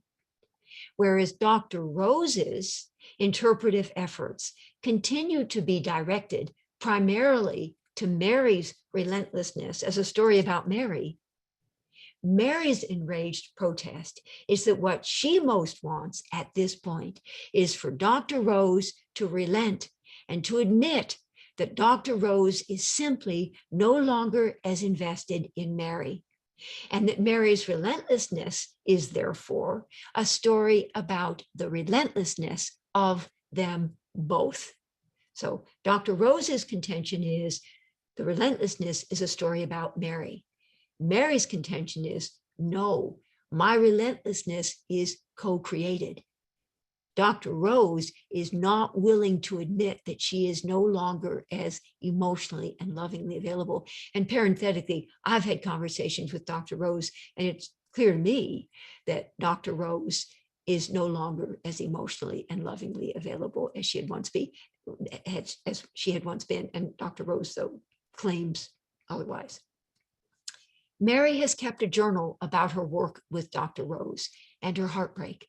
And what follows then are a few snippets of what she has written. And she had brought the diary in for me to see. So this is what she had written to Dr. Rose, little snippets. I remember your telling me that it would be safe to deliver to you what I feared the most. I remember, Dr. Rose, you're saying over and over again so many times, I'm not going anywhere. I'm here to see you through all of this. You said I would never again have to cry alone. You made the space between us so safe that I could deliver to you what so badly needed to be said and experienced. You wrote me notes that I could carry with me if I forgot that you were there. You said I could call, especially when the pain got to be too much. But then came all the changes. I lost my balance and fell. Suddenly, I couldn't hold on to you anymore. And the depression and the terror went so deep that I kept ending up in the hospital. People didn't understand why I couldn't just leave my therapy. Simple, they said. If it causes pain and it isn't working, then leave. Obviously, those people hadn't read Fairbairn. But I couldn't forget how it had once worked. I couldn't forget about all the time, the energy, and the effort that had gone into our therapy. But now I can't find you anymore. I don't know who you are or where you went. I've pulled inside and don't reach out to you anymore. And you don't lean forward in your seat to listen to me anymore. I do cry alone. I cry because of all the pain. You promised that you will always be there for me, but you aren't. I am so worn out and panicked that you, as I knew you, are never coming back. I tear apart inside, trying to get back to the place where we once were. I keep trying to find you, but you are not there. I cry out, but you no longer listen. I am broken and my heart is shattered. Are you gone from me? Trust me, this is not something casual. This is something so serious. It is the core of the work that needs to be done, but you are nowhere to be found. Again, it is not simply the fact of Dr. Rose's decreased availability and emotional withdrawal that has broken Mary's heart. Rather, at this point, it is Dr. Rose's refusal to relent and to acknowledge that she is no longer as invested in Mary, that to acknowledge that she is no longer as invested in Mary, that is so excruciatingly painful and enraging for Mary. So if therapeutic impasses are ever to be resolved, then ultimately, not only the patient, but also the therapist must be able and willing to relent in some way. And the therapist might well need to do it first, which is what I think I inadvertently and with no forethought did with Sarah, the vignette that I presented at the beginning, when I finally relented, broke down and cried, which then enabled Sarah to relent, and she began to cry. And there was no, again, that was not planned on my part. I mean, quite frankly, I was just crying because I was in so much anguish and heartbreak and pain, and we tried so long and so hard, and we both wanted so desperately to be able to get through the impasse that had been sort of the undertow for all those 5 years, even though we were doing all sorts of other work that was really phenomenal. All right, so I present now a case vignette written in 2012 and entitled "The Struggle to Accept and Forgive." It is actually a rather vulnerable story about me, and it is a story about acceptance and forgiveness. It took me years to understand that the capacity to relent is ultimately a story about acceptance and forgiveness. So this is a story about me and my mom. It is only somewhat, and it's special for me that my brother is actually listening. It is only somewhat with tongue in cheek that I offer the following rather sober reflection. It's because of the way my mother loved me that I feel I need to work as hard as I do. But it's because of the way my father loved me that I can. So what follows is a story about me and my mom, who died in 2003 at the age of 93. Parenthetically, my dad died in 2011 at the age of 98. We kids all think he died of a broken heart from missing our mom so much.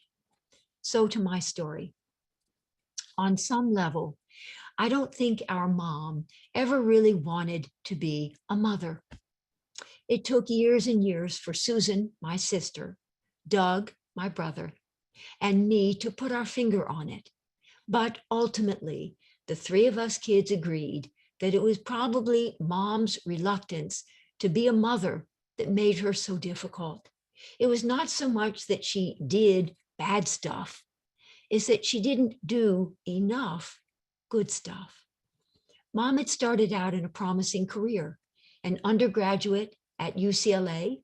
She had gone on to earn a master's degree from Columbia University, and she had then worked for a number of years with the anthropologist Margaret Mead.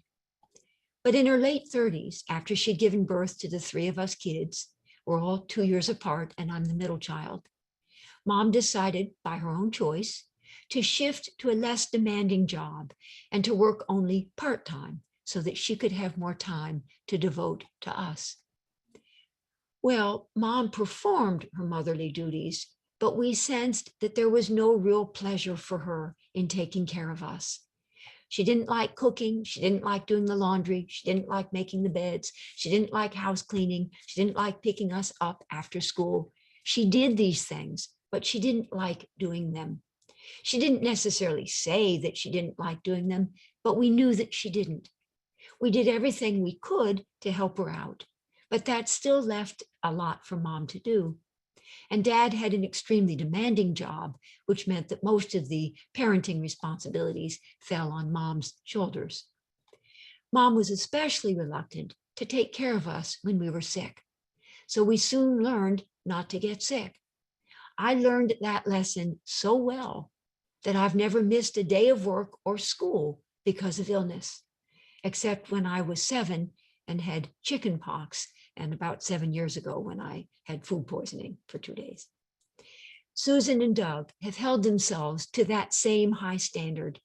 We did not want to burden Mom, or perhaps more honestly, we did not want to run the risk of being sick and feeling the pain of having Mom be only begrudgingly available. Meanwhile, Dad, with whom I had always had a very special connection, was gently, kindly, and lovingly present. But he was not a very dynamic presence in the household. He was either at work or, when not working, busy with his chess matches, his bridge tournaments, or his contests. So it was indeed Mom who assumed most of the childcare responsibilities, although she was also very involved in the community, the church, the school. For example, she was president of the PTA for many years. Somewhat surprisingly for us kids, Mom and Dad actually had a very sweet, tender, and loving relationship. Of course, the three of us kids gave Dad and his capacity to accommodate the credit for that.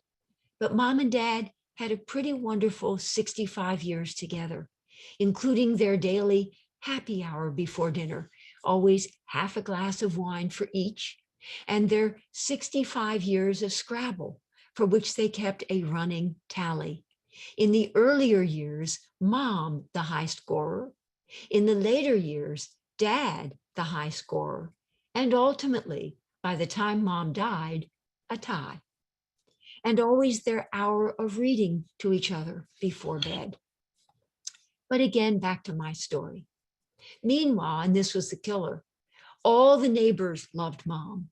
The mailman loved Mom. The cashiers at the bank loved Mom. Everybody loved Mom. Particularly annoying for me was the fact that all my friends loved Mom. But that's because they didn't have her as their mom. She was admittedly a wonderfully interesting woman with a broad range of experience and interests and lots of fascinating stories that she was able to recount in a very engaging and often hysterically funny manner. And she was a good listener, remembering details about people's lives and always interested in hearing more. People would confide in her, and she would offer them wise counsel. She was charming and gracious, all right, but mostly to other people. On the home front, well, not so much. Susan, Doug, and I found her to be a difficult woman. Fast forward many decades. Susan, Doug, and I have all created reasonably satisfying lives for ourselves. We all have life partners. At that point, I'd been with my dear sweet Gunnar for 33 years. But sadly and tellingly, none of us ever wanted to have children. During my 20s and 30s, I spent years and years in first therapy and then analysis, struggling, amongst other things, to make my peace with Mom's limitations as a mother. But even after all my years in treatment, Mom was still an enigma to me. Unanswered was the question, does Mom know that she is more generous to the neighbors than she is to us? Susan, Doug, and I just couldn't figure that one out. I worked extremely hard in my therapy to grieve the reality of my mom's failures as a mother, But I'm not entirely sure that, even after all those years, I ever really came to terms with the pain of my heartache about Mom and the pain of my loneliness in the face of her lack of warm, fuzzy availability. I did know she loved me, but the warm, fuzzy availability, no, not. Nor, sadly, did I ever really get to a place of wanting to open my heart to her or of enjoying my time with her. Fortunately for me, I guess I was in my therapy also working on and accomplishing other things, but never did I really master the pain of the grief I felt about my mom's reluctance to be a mother.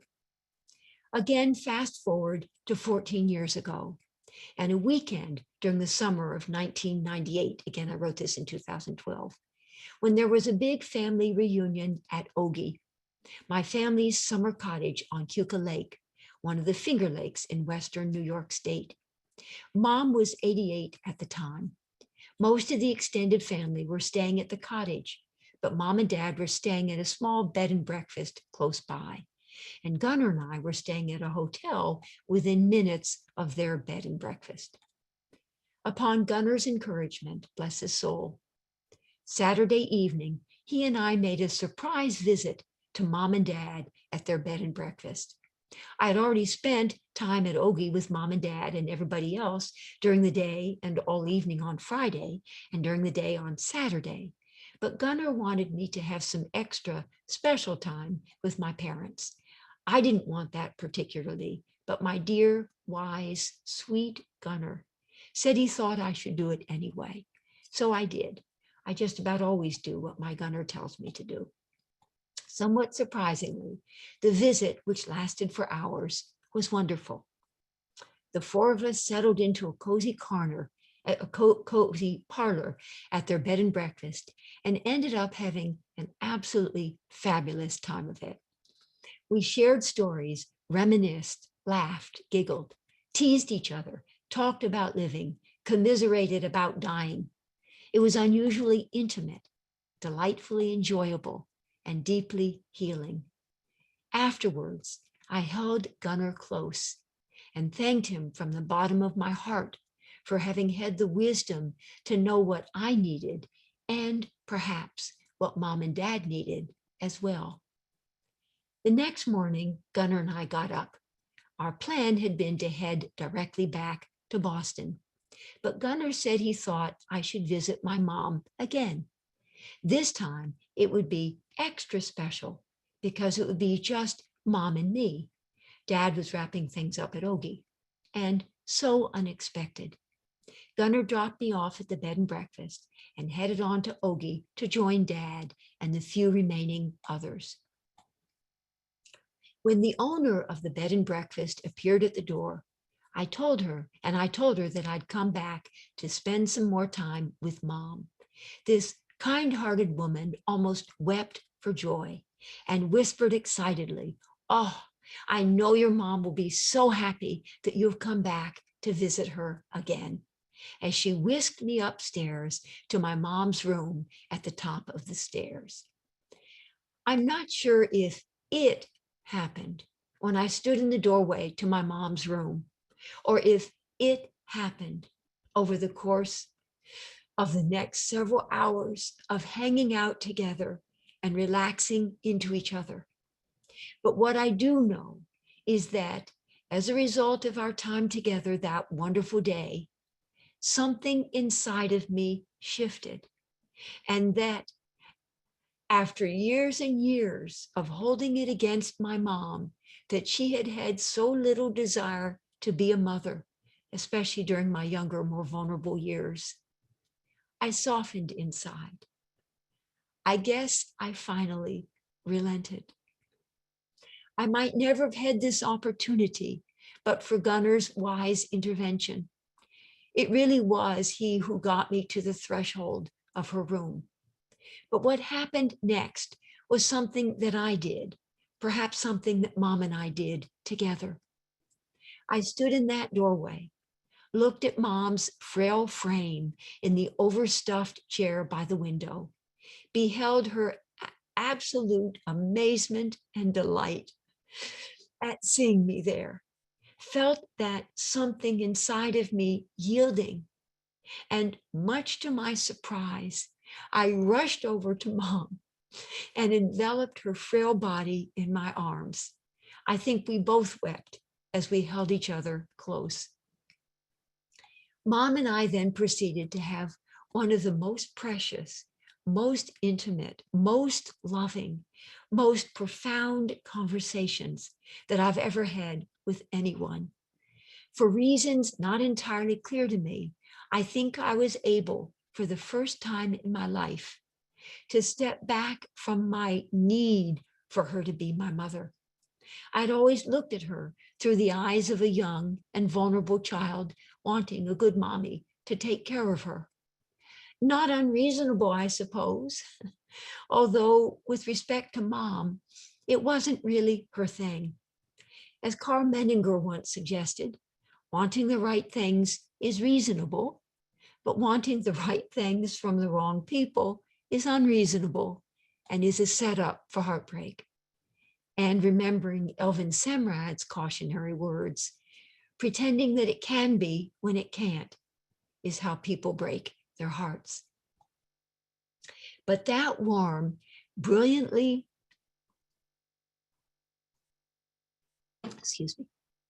but that warm, brilliantly sunny day in August 1998, I let go of my need for my mom to be something she wasn't.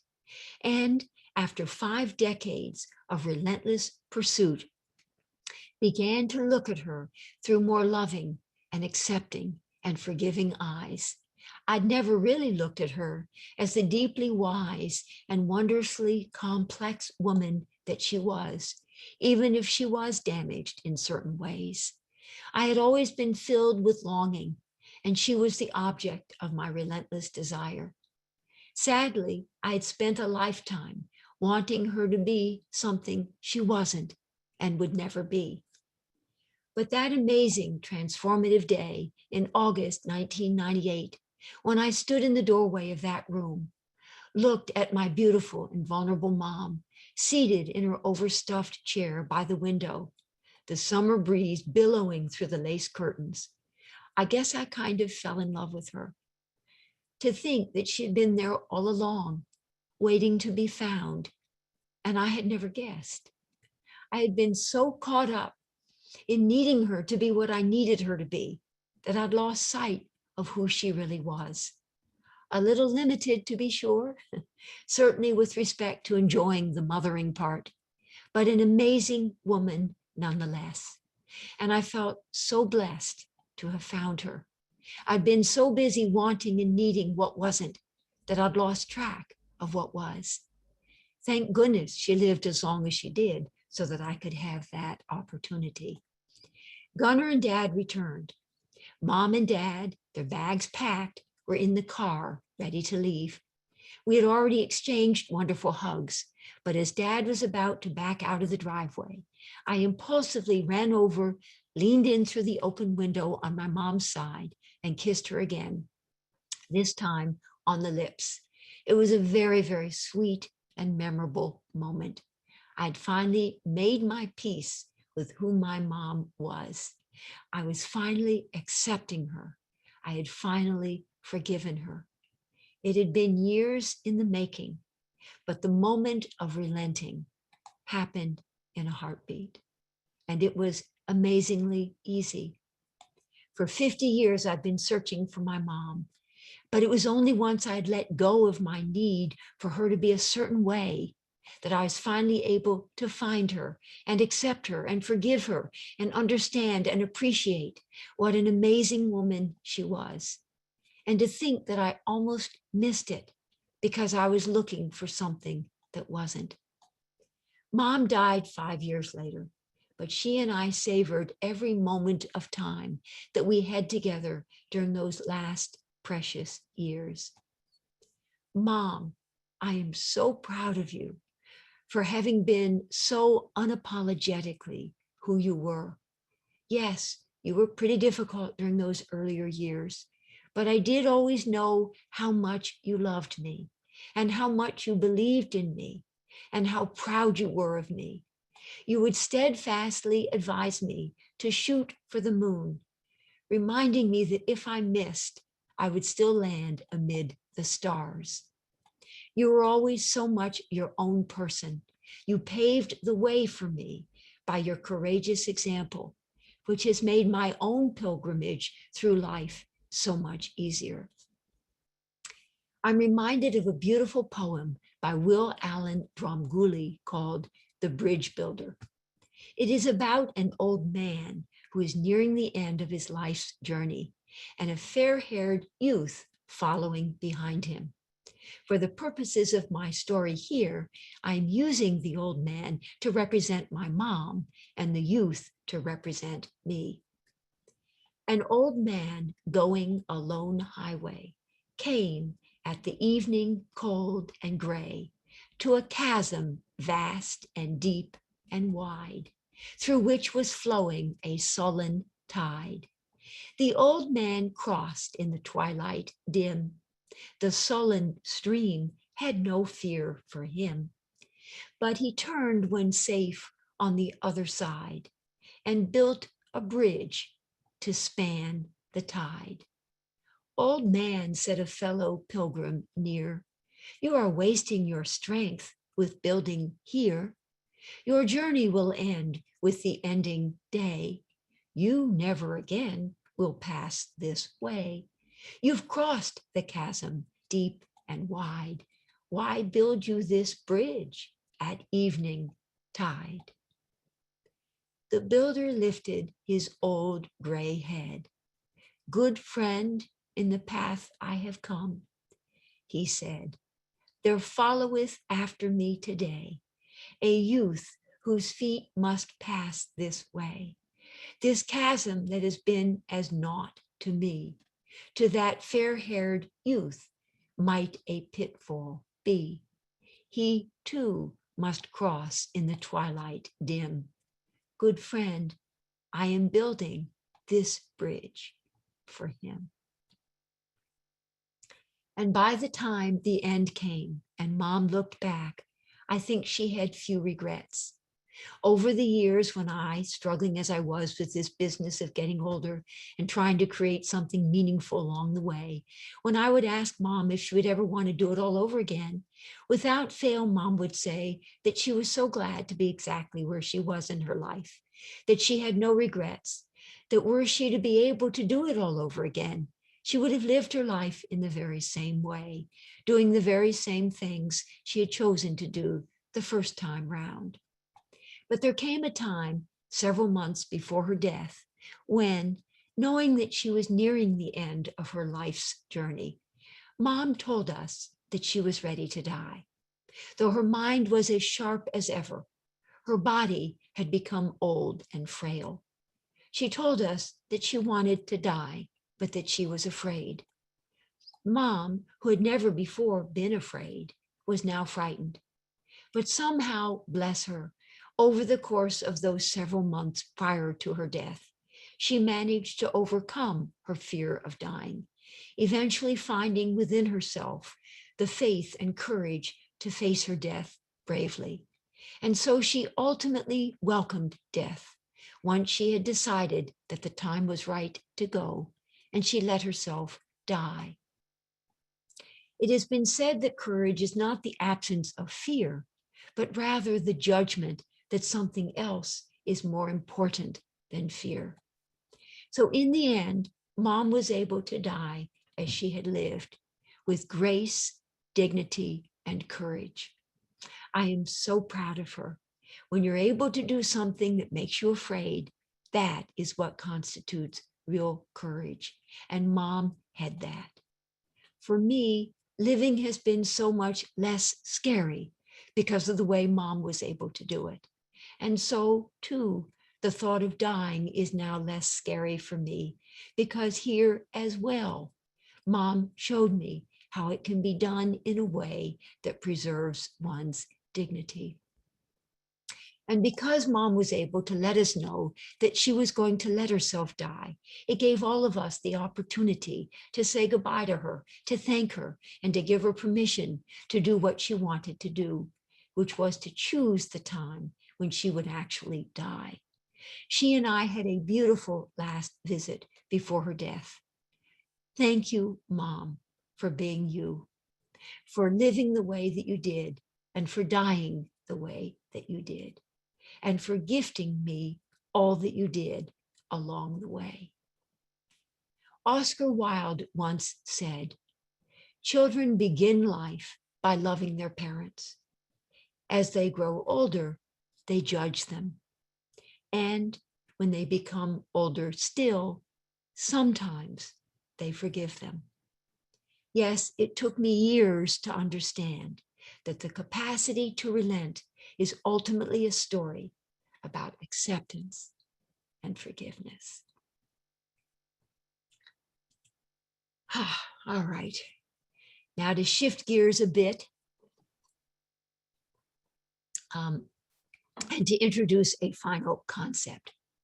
To this point, my focus has been on the way in which sadomasochism manifests itself relationally, and we had used Fairbairn to help us understand the underlying endopsychic situation, namely that the patient has both a libidinal and an aggressive attachment to the bad object, thus the ambivalence of her attachment and the relentlessness of her pursuit.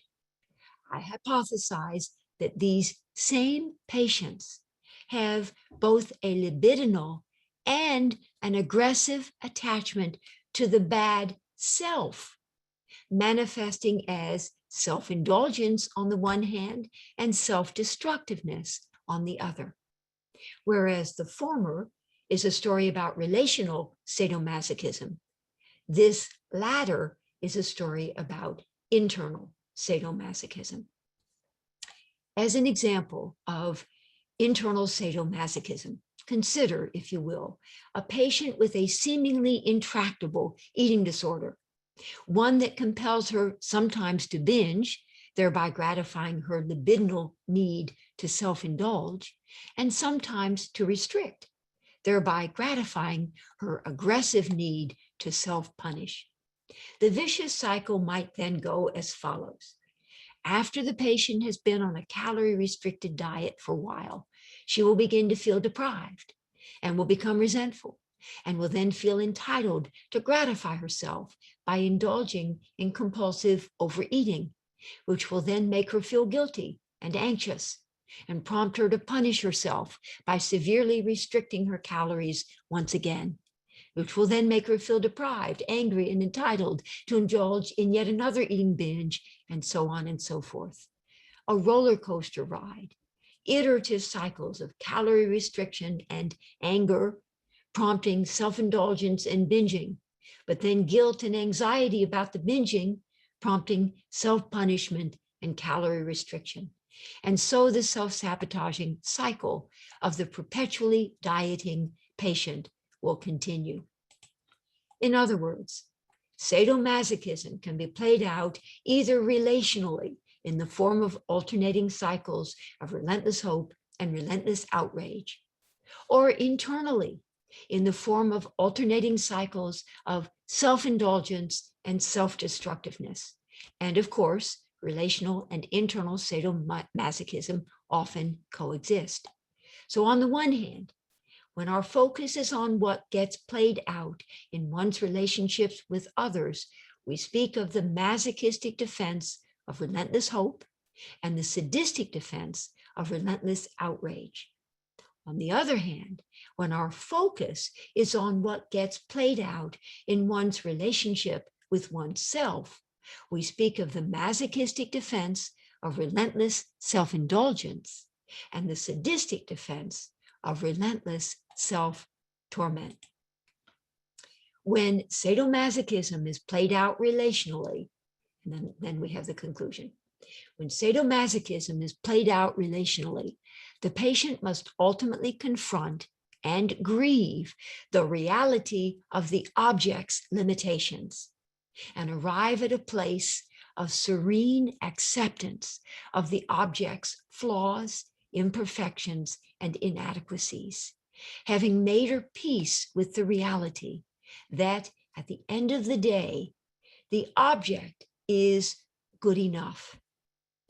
And having arrived at a place of appreciation and gratitude for who the object really is.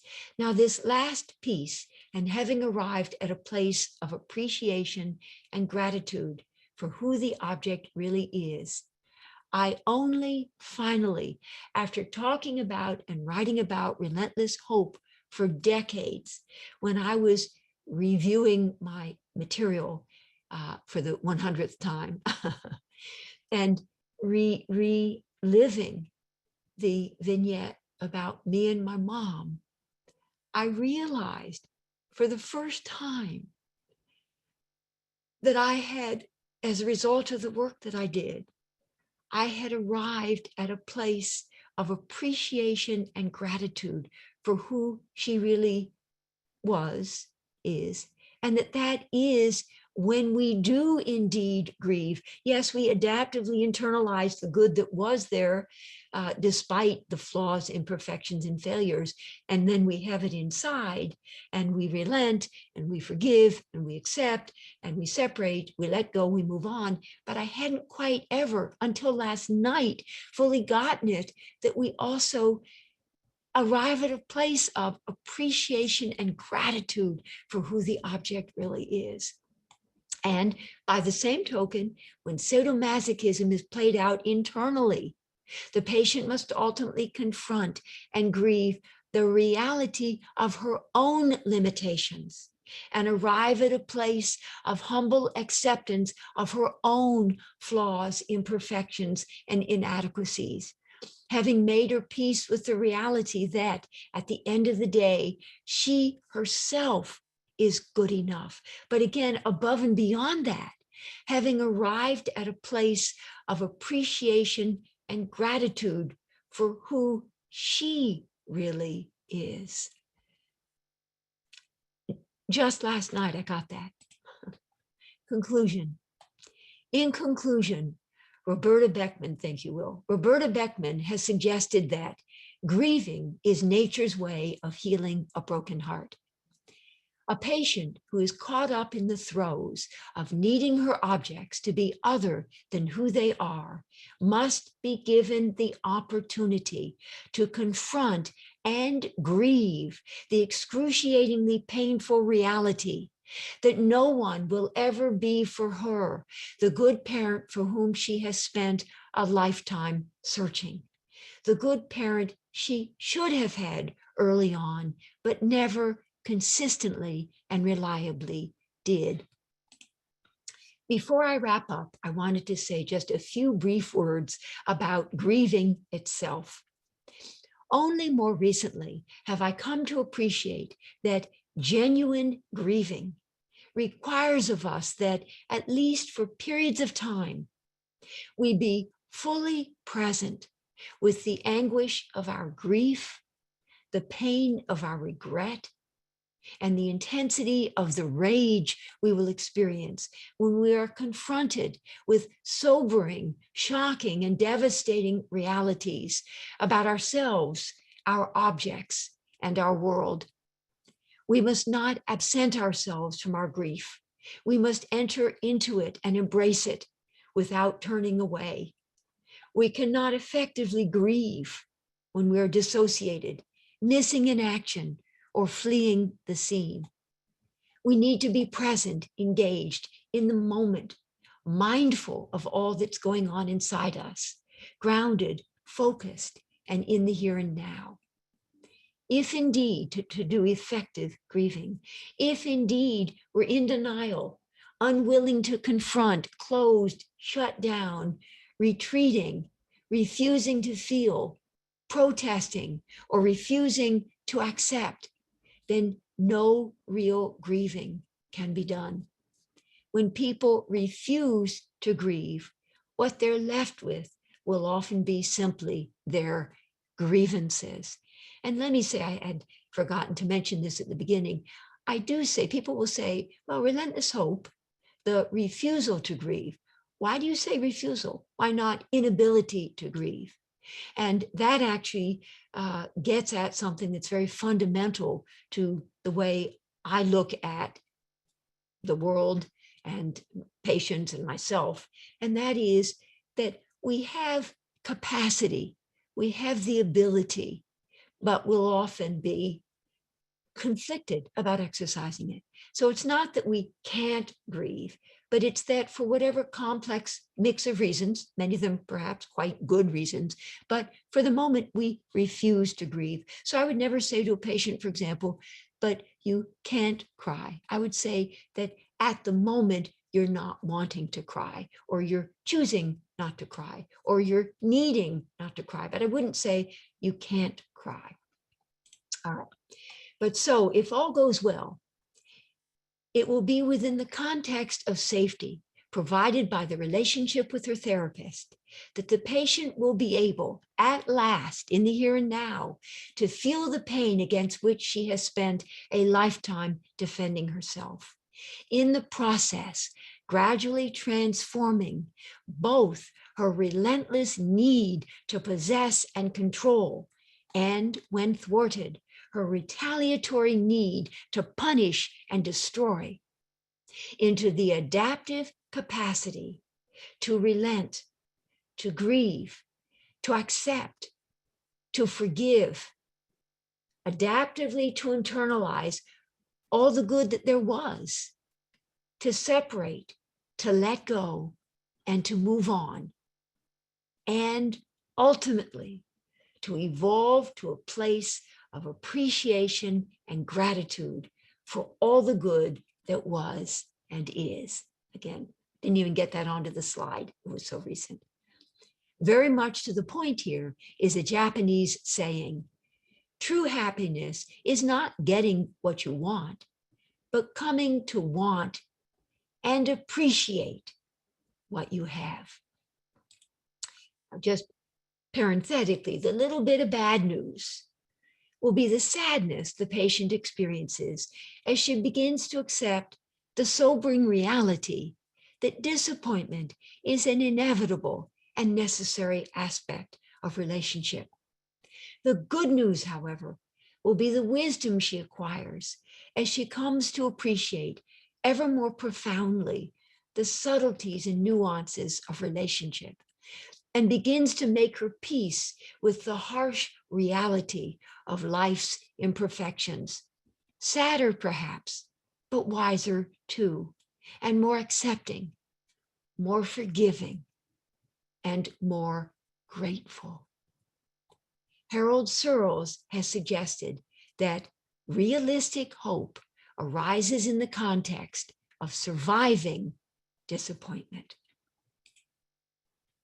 So I close finally with the following. I'm here reminded of my favorite, the New Yorker cartoon, in which a gentleman seated at a table in a restaurant named the Disillusionment Cafe is awaiting the arrival of his order. The wait person returns to his table and announces, "Your order is not ready, and nor will it ever be." Thank you. This is Stuart and his brother Stuart. And if you would like to be on my mailing list and are not yet, please do email me at marthastarkmd@hms.harvard.edu to let me know. All right, well, there you have it. There you have it. I think we're good. Time-wise, yes, the big hand is on the 3. So we have 15 minutes for Q&As, and I'm eager. And again, if your questions don't get answered, email me, please, and then I'll answer your emails. Okay. So should we go ahead and ask questions? Yes, please. Thank you. Okay. One question was, what place, if any, does your position on the patient's refusal to accept and grieve leave the family therapy and changing what the parent actually does? You want me to rephrase that? Sorry. Oh, yes. Thank you for your What empathic, place- thank you for your empathic attunement to what I was needing. Yes. Yeah. What place, if any, does your position on the patient's refusal to accept and grieve? This might have been a typo. I'll I go on. think though I might understand what's happening. If indeed the parent does now change in the here and now, or as a result of family therapy, or the parent is better now than they had been.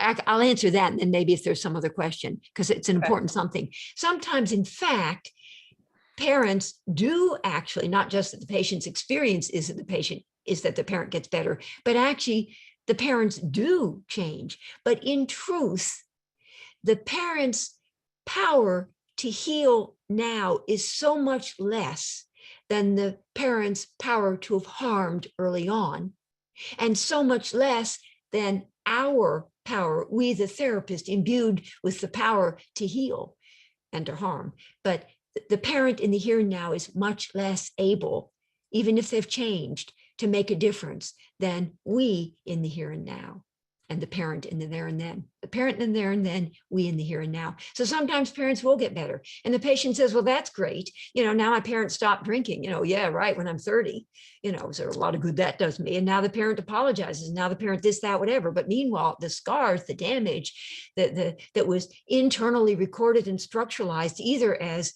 absence of good in the form of a structural deficit, self-psychology speaks to that, or presence of bad in the form of these internal charged toxic boluses that are now in there, that got in there way early on. So what if the parent at the age of 20 or 30 or 40, is better now? The damage was done early on. And we therapists, because of the power of the transference, we are imbued with the power to heal where there had earlier been harm. I hope that was the question, but anyway, that's an Thank answer. you so much. And then, can I ask another one? Oh, for yes. the audience? Oh, Okay, yes. so I guess they've read your work, because they said with Model 2 patients, which is Relentless Hope, Refusal to Grieve. And my self-psychology, thank you so much. The the corrective provision model of self-psychology and other object relations theories that focus in on absence of good, deprivation and neglect, like Michael Ballin's The Area of the Basic Fault. So self-psychology and deficit theories. Good. Model 2, Relentless Hope. Go ahead. So how does the therapist establish frequency? I think that the person means of like sessions, I guess, with these Model 2 patients. Okay, good. Or quite frankly, with any Yeah. with any patients, yes, because actually another question would be with patients. So relentlessly hopeful patients, which is my Model 2, they quite frankly, yes, will be certainly, I see, maybe too many sessions. The patient might be wanting whatever. They'll be wanting environmental provision. My Model 4, which some of you know about, some of you don't, but my Model 4 is about relentless despair, the more the schizoid patient, and I use Guntrip to help us understand that. These patients have trouble bringing themselves into the room and into the relationship, and trouble overcoming their, quote, dread of surrender to resourceless dependence on the therapist. So how do we decide the frequency there too? I guess I'd want to say, and then all the other patients also, I think I would say it gets negotiated at the intimate edge. Darlene Ehrenberg's term, that together the two of us decide, what makes the most sense. It's we. I use we all the time in my work with my people. So we decide what seems to be most reasonable. So I wonder if the thought is that with Model 2, they would want too many sessions. I don't know. Or Model 4, they wouldn't want enough sessions. I don't know, but we've negotiated. So it could be anywhere from, I certainly have seen patients once a month. I see someone every 3 months. I certainly do 4 times a week. I certainly do 5 times a week. So I do the whole range. I do some people once a year, and we negotiate it and decide what we think will be best. We, everything co-created. I didn't always think that, but as I've gotten older and matured, I now appreciate we, the intersubjective field, more. So thank you. Another question, please. Another. Yeah, another one. Let's see. Can relentless hope and refusal to grieve be applied to areas that are not relational, such as wanting something from a life stage that is either is unable to be received or not arrived yet? Yeah, that's great. That would be the internal sadomasochism. And ultimately there too, grieving that perhaps what one had imagined one would be able to do professionally or life goals or whatever. I mean, grieve that and come to terms with the reality of what's realistic, and then appreciate and have gratitude for that which one can do and is doing, instead of getting all jammed up that one didn't. Actually, Harvey Schein, who'd been at McLean there and had been a supervisor of mine, wrote the Nobel Prize Complex, I think. And it was about a colleague. Oh no, who did I say wrote it? Oh, well, anyway, yeah, I'm confusing something there. But anyway, about a colleague of ours whom I had known. I think maybe it was Harvey Schein, actually. Oh, I'm so sorry. Forget that. I hope that'll be blotted out of the tape. Anyway, who, not having achieved all of what he would have wanted to achieve, not having grieved it, not having made his peace with it, ended up doing the ultimate in self-destructiveness and killed himself, suicide. So that'd be the extreme. So internal sadomasochism and relational sadomasochism gets played out internally when you have the bad self, ultimately evolving, we hope, to experiencing yourself as good enough, the self as good enough, or the object as good enough. Winnicott's good enough, but good enough. Making your peace with and coming to appreciate and have gratitude for what is, so that you don't get all jammed up and stuck. Will, are you seeing any questions there? Or Stephanie or Guy, any questions in the chat or the Q&A? Found one earlier. By all means. I guess There are many, Yeah, many go ahead. questions. Q&A. yeah, there's many. Yeah. Let's see. Okay, this is a random one, so hopefully it's good. That's Do you fine. think the patient's refusal to grieve is connected with the feeling of hating and wanting to kill the bad parent as rejected child? Say that again. The refusal to grieve is related to fleeing. Do you think the patient's refusal to grieve is connected with the feeling of hating and wanting to kill the bad parent as a rejected child? Yes, that's good. That could well be it. Hating the abuser, but you know, that's your mommy, that's your daddy, and so unless you run away, so you have to defensively interject that badness, and then the hating and the rage that you feel, you direct towards the internal bad object and towards the internal bad self, and then that can get played out then in subsequent relationships, but trying to preserve the relationship with the parent. And then I guess there are some kids who kill their parents, so that would be the extreme. But otherwise, you take it in and you have the bad towards the self and the bad towards the introjected object that then gets played out and reenacted on the stage of one's life. And my model 3 of my psychodynamics energy paradigm, and thank you for letting me kind of introduce that I have my psychodynamics energy paradigm with my 5 models.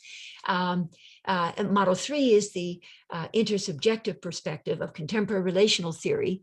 I referenced that earlier, where we talk now about trauma and abuse and how that then gets played out between patient and therapist, and the hatred and the rage and the desire to kill, gets played out can get delivered into the transference relationship and played out in relation to the therapist. And when that happens, some part of you probably wants to run for cover, but it's there negotiating at the intimate edge that some incredible work can be done to modify the toxicity of the charged, toxic hate, kill, hate that's directed either towards the self or played out in relationships. But in the transference, it's tricky and tough, but you negotiate at the intimate edge, the projective identifications.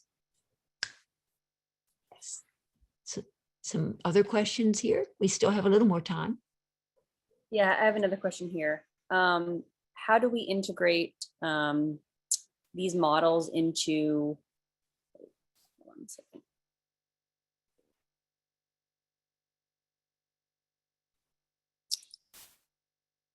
How do we integrate these models into those who are, actually, I'm going to pick another one.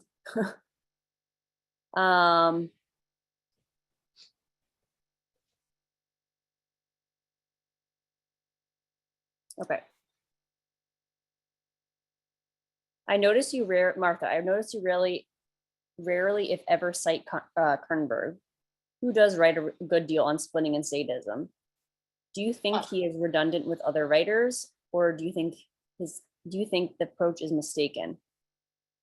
Oh, do I think his, oh, no. Actually, that's something I usually include when I'm talking about Fairbairn, and I cut it out of my presentation for this evening. Kernberg, absolutely. So Kernberg, thank you for that question. So whereas Fairbairn is talking about the ambivalent attachment to the bad object, both the yearning and longing and the outrage and hatred of the bad object. So that's ambivalent, both and but there's splitting involved. That was the whole Fairbairn thing that I explained.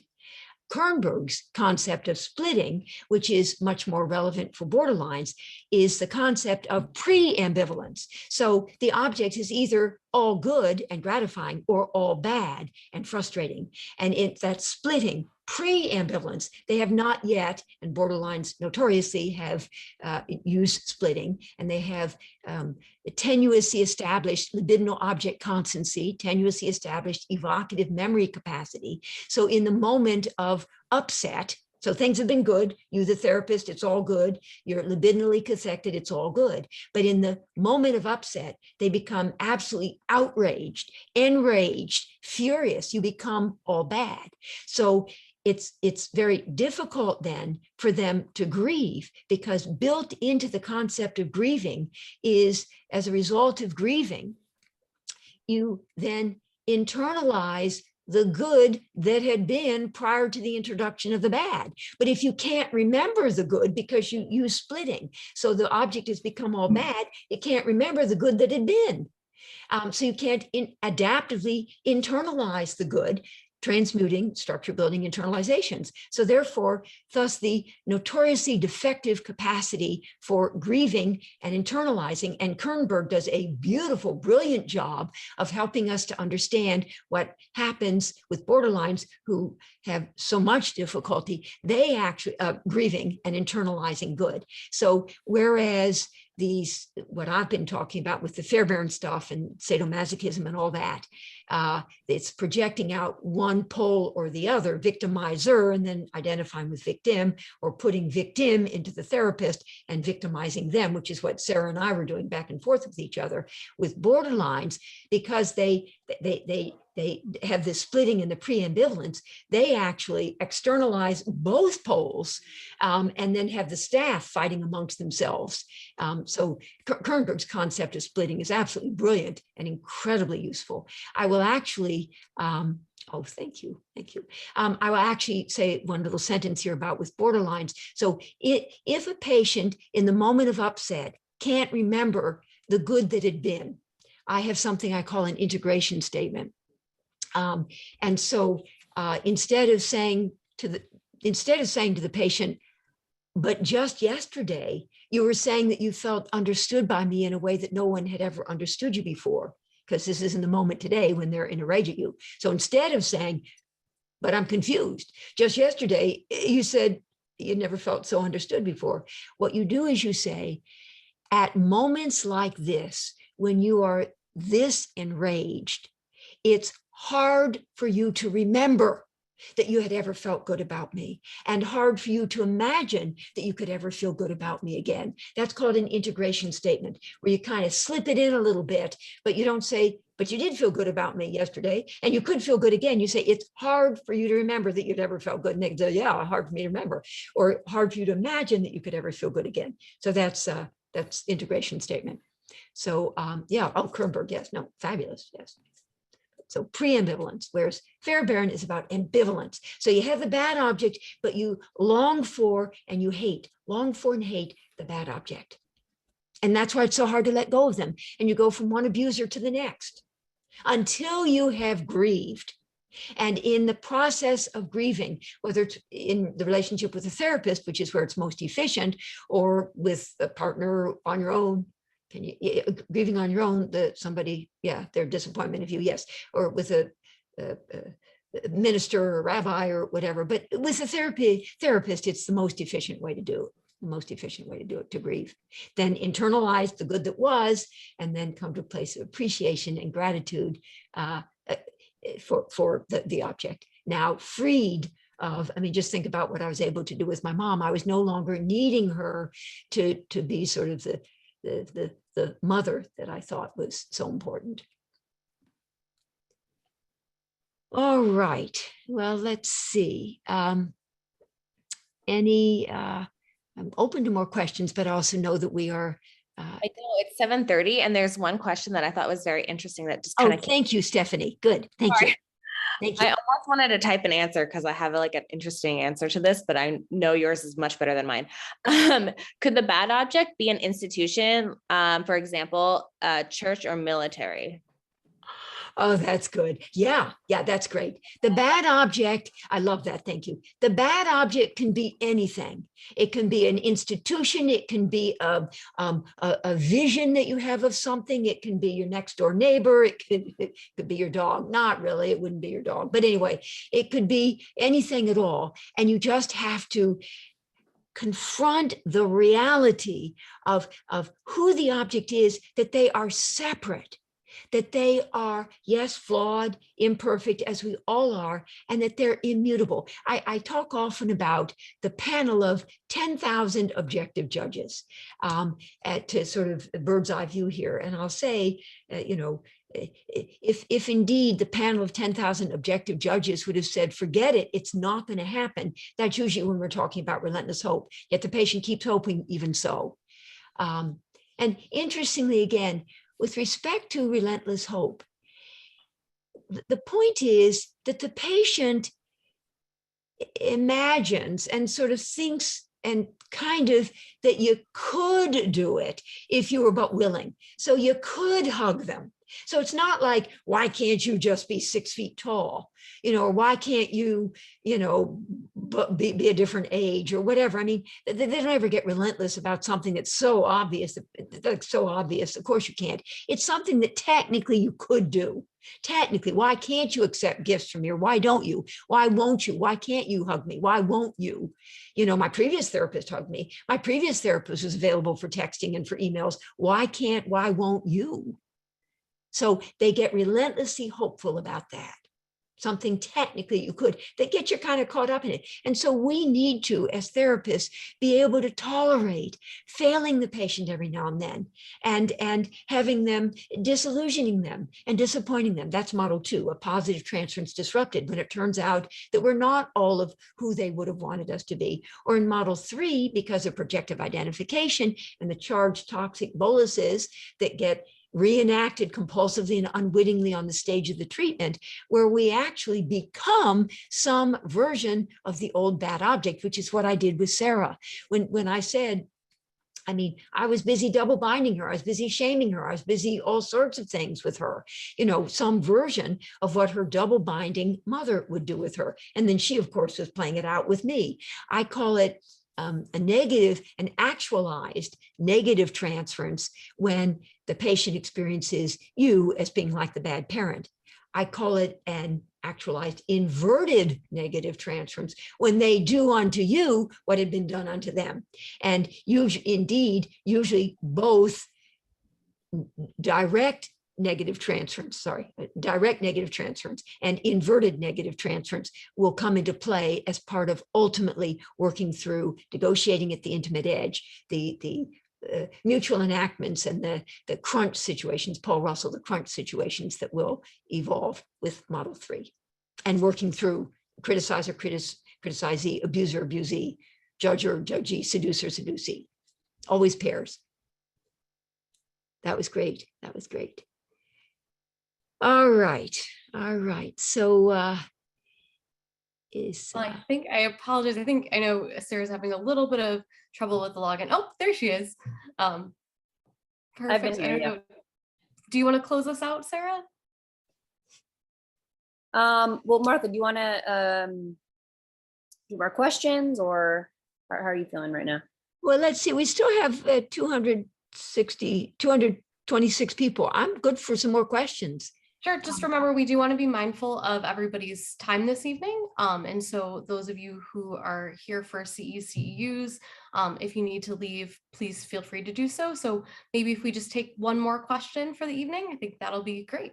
Okay. All they need to have done, though, is to stay until the big hand is on the 6. Then they fill out the questionnaire, right? And then they get their CE credits, 2.5. Yeah, so those who need CEUs, you just a little reminder, you need to complete that little quiz and evaluation that'll be sent to you via email. It can take up to 24 hours to get that email. You'll likely get it tomorrow morning from us. So you might get it from Zoom sooner, but you'll get it from our email tomorrow morning, and that'll include the link to the recording as well. So if you don't see it by tomorrow afternoon, please feel free to reach out to us at our office email. I'll put that in the chat as well in case you have any questions. Perfect. All right. So we get 1 or 2 more questions quickly, if anybody has them.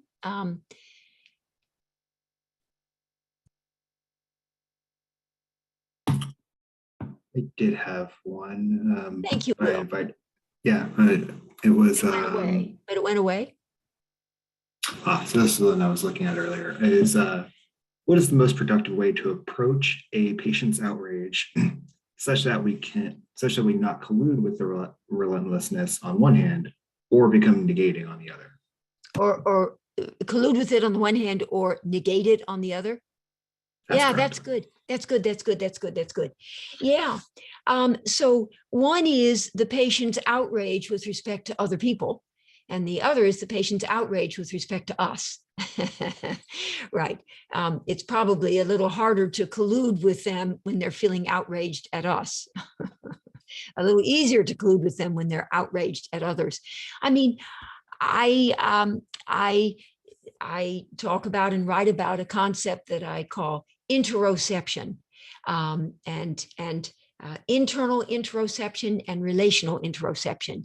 And interoception has to do with being very attuned, you as the therapist, to all of your senses and your countertransference, and you as an authentic subject in an intersubjective relationship, for you to be attuned to how you're feeling and how you're reacting and how you're responding is probably your most important guide. And there'll be times when, I mean, well, and that's internal interoception. Relational interoception is where you are watching them and getting a sense of where they're at and so on. So if they are outraged at an object on the outside, I mean, I'll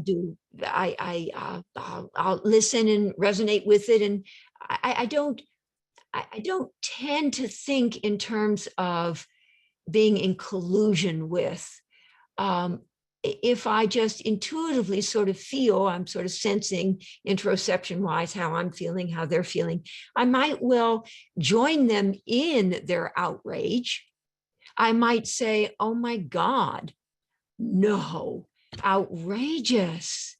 And I mean, I guess you could say that's colluding, but I don't, not that you said that, Will, but I myself don't see that as colluding. I see that as my authentically sharing in the experience with them of outrage about something somebody had done. But now if they feel outraged towards me, I'm certainly not going to be in collusion with that, but I'm going to sort of sit here and stand solid and be grateful that at least they're giving us a space to, they've delivered what needs to be delivered into our space. And it's for me to sort of listen and survive their attempts to destroy me, survive their attempts to destroy me, and understand that they are delivering what they need work on, or they wouldn't just be doing it. And hopefully we've built up enough of a collaborative alliance and secure attachment that the relationship will withstand their delivering of that into the space between us. Another thing that I'll say sometimes, when a patient does something that's very provocative, I have something that I call my rule of three. And so a provocative enactment, and they're raging at you or they're doing something, I will ask them 1, 2, or 3 of the following questions. I will say, how are you hoping that I'll respond? Which speaks to their id. And or how are you afraid that I might respond? Which speaks a little bit more to their superego. And or how do you imagine that I'm going to respond? Which speaks a little more to the executive functioning of their ego. So for example, I'd been working with a patient for a number of years. And at the very end of the session, as I'm walking her to the door, I open the door and she says, oh, by the way, I've decided to take a break for a number of months. And I'm like, inside of me, like, oh shit, what do I say? You know, the door handle, whatever, doorknob, something. So then I remembered, thank God, I remembered my rule of three. And I said, how do you think I'm going to respond to that? I figured I might as well get some supervision from her. How do you think I'm going to respond to that? And she said, oh, you're probably just going to say, come back next time and we'll talk about it then. So I said, come back next time and we'll talk about it then. She said, okay. So anyway, she came back the next time. So you can get supervision from the patient by having them engage the executive functioning of their ego in that way. So anyway. All right. Well, so, oh, good. Oh, good. All right. So I guess that's it. And so I guess I would just want to thank, I want to thank again, Sarah, thank you so much for hearing me way back in June at WILA. And of course, I also thank Max Firestein and Michelle Gomes and Lauren Moses for having me back then in June when I did my Model 4.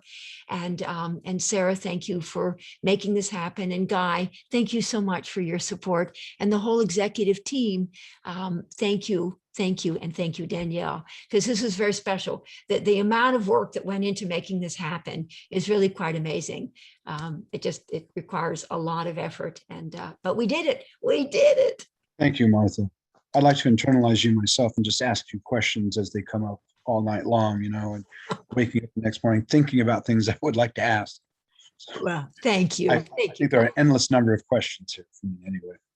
Thank you. Thank you. It Well, was you'll just have truly to. an honor to have you here, and I am so appreciative of your time and personal and professional expertise that you shared with us. I'll echo what Guy mentioned too. I just kind of want some of your sayings in my ear throughout the day when I need them and need to remember them. And I also want to just have a huge thank you and moment of gratitude for our incredible students, Sarah and Stephanie and Will and Samantha, who I know had to leave a little bit early, for putting together such a wonderful program. They worked so hard on this and we are so excited. This was entirely their initiative. They did such a wonderful job and we are so grateful to them and to Dr. Stark for being here today. We are so grateful to all of you for attending as well. So thank you so much, all of you. And so I think what this means is, please have me again. Have me come back again, please. I'm going to invite you to Absolutely. the psychodynamic class at some point, Martha. Yes, Guy, I would Sure. love that. I would like you to come. Yes. I would love that. And if I could say then, please, so I hope I can say this, that I have, I've written 9 books, but 7 of them are available for free, like you don't pay anything at all. And they're available as free PDF downloads. And I'll tell you the name of the site is Jason Aronson is the publisher, my dear friend for 40 years now. And the site is freepsychotherapiebooks.org. Again, freepsychotherapiebooks.org. And maybe somebody could put it in the chat.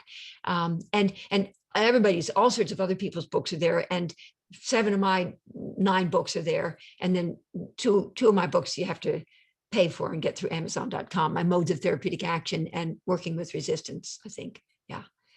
So Oh, good. Thank you. Yes, there it is. There it is. All right. Well, thank you all. Thank you all. And have a wonderful holidays. Happy Thanksgiving and happy holidays to all of us. All right. Good. You as well. Have a great one. Thank you. Bye, everyone. Bye-bye.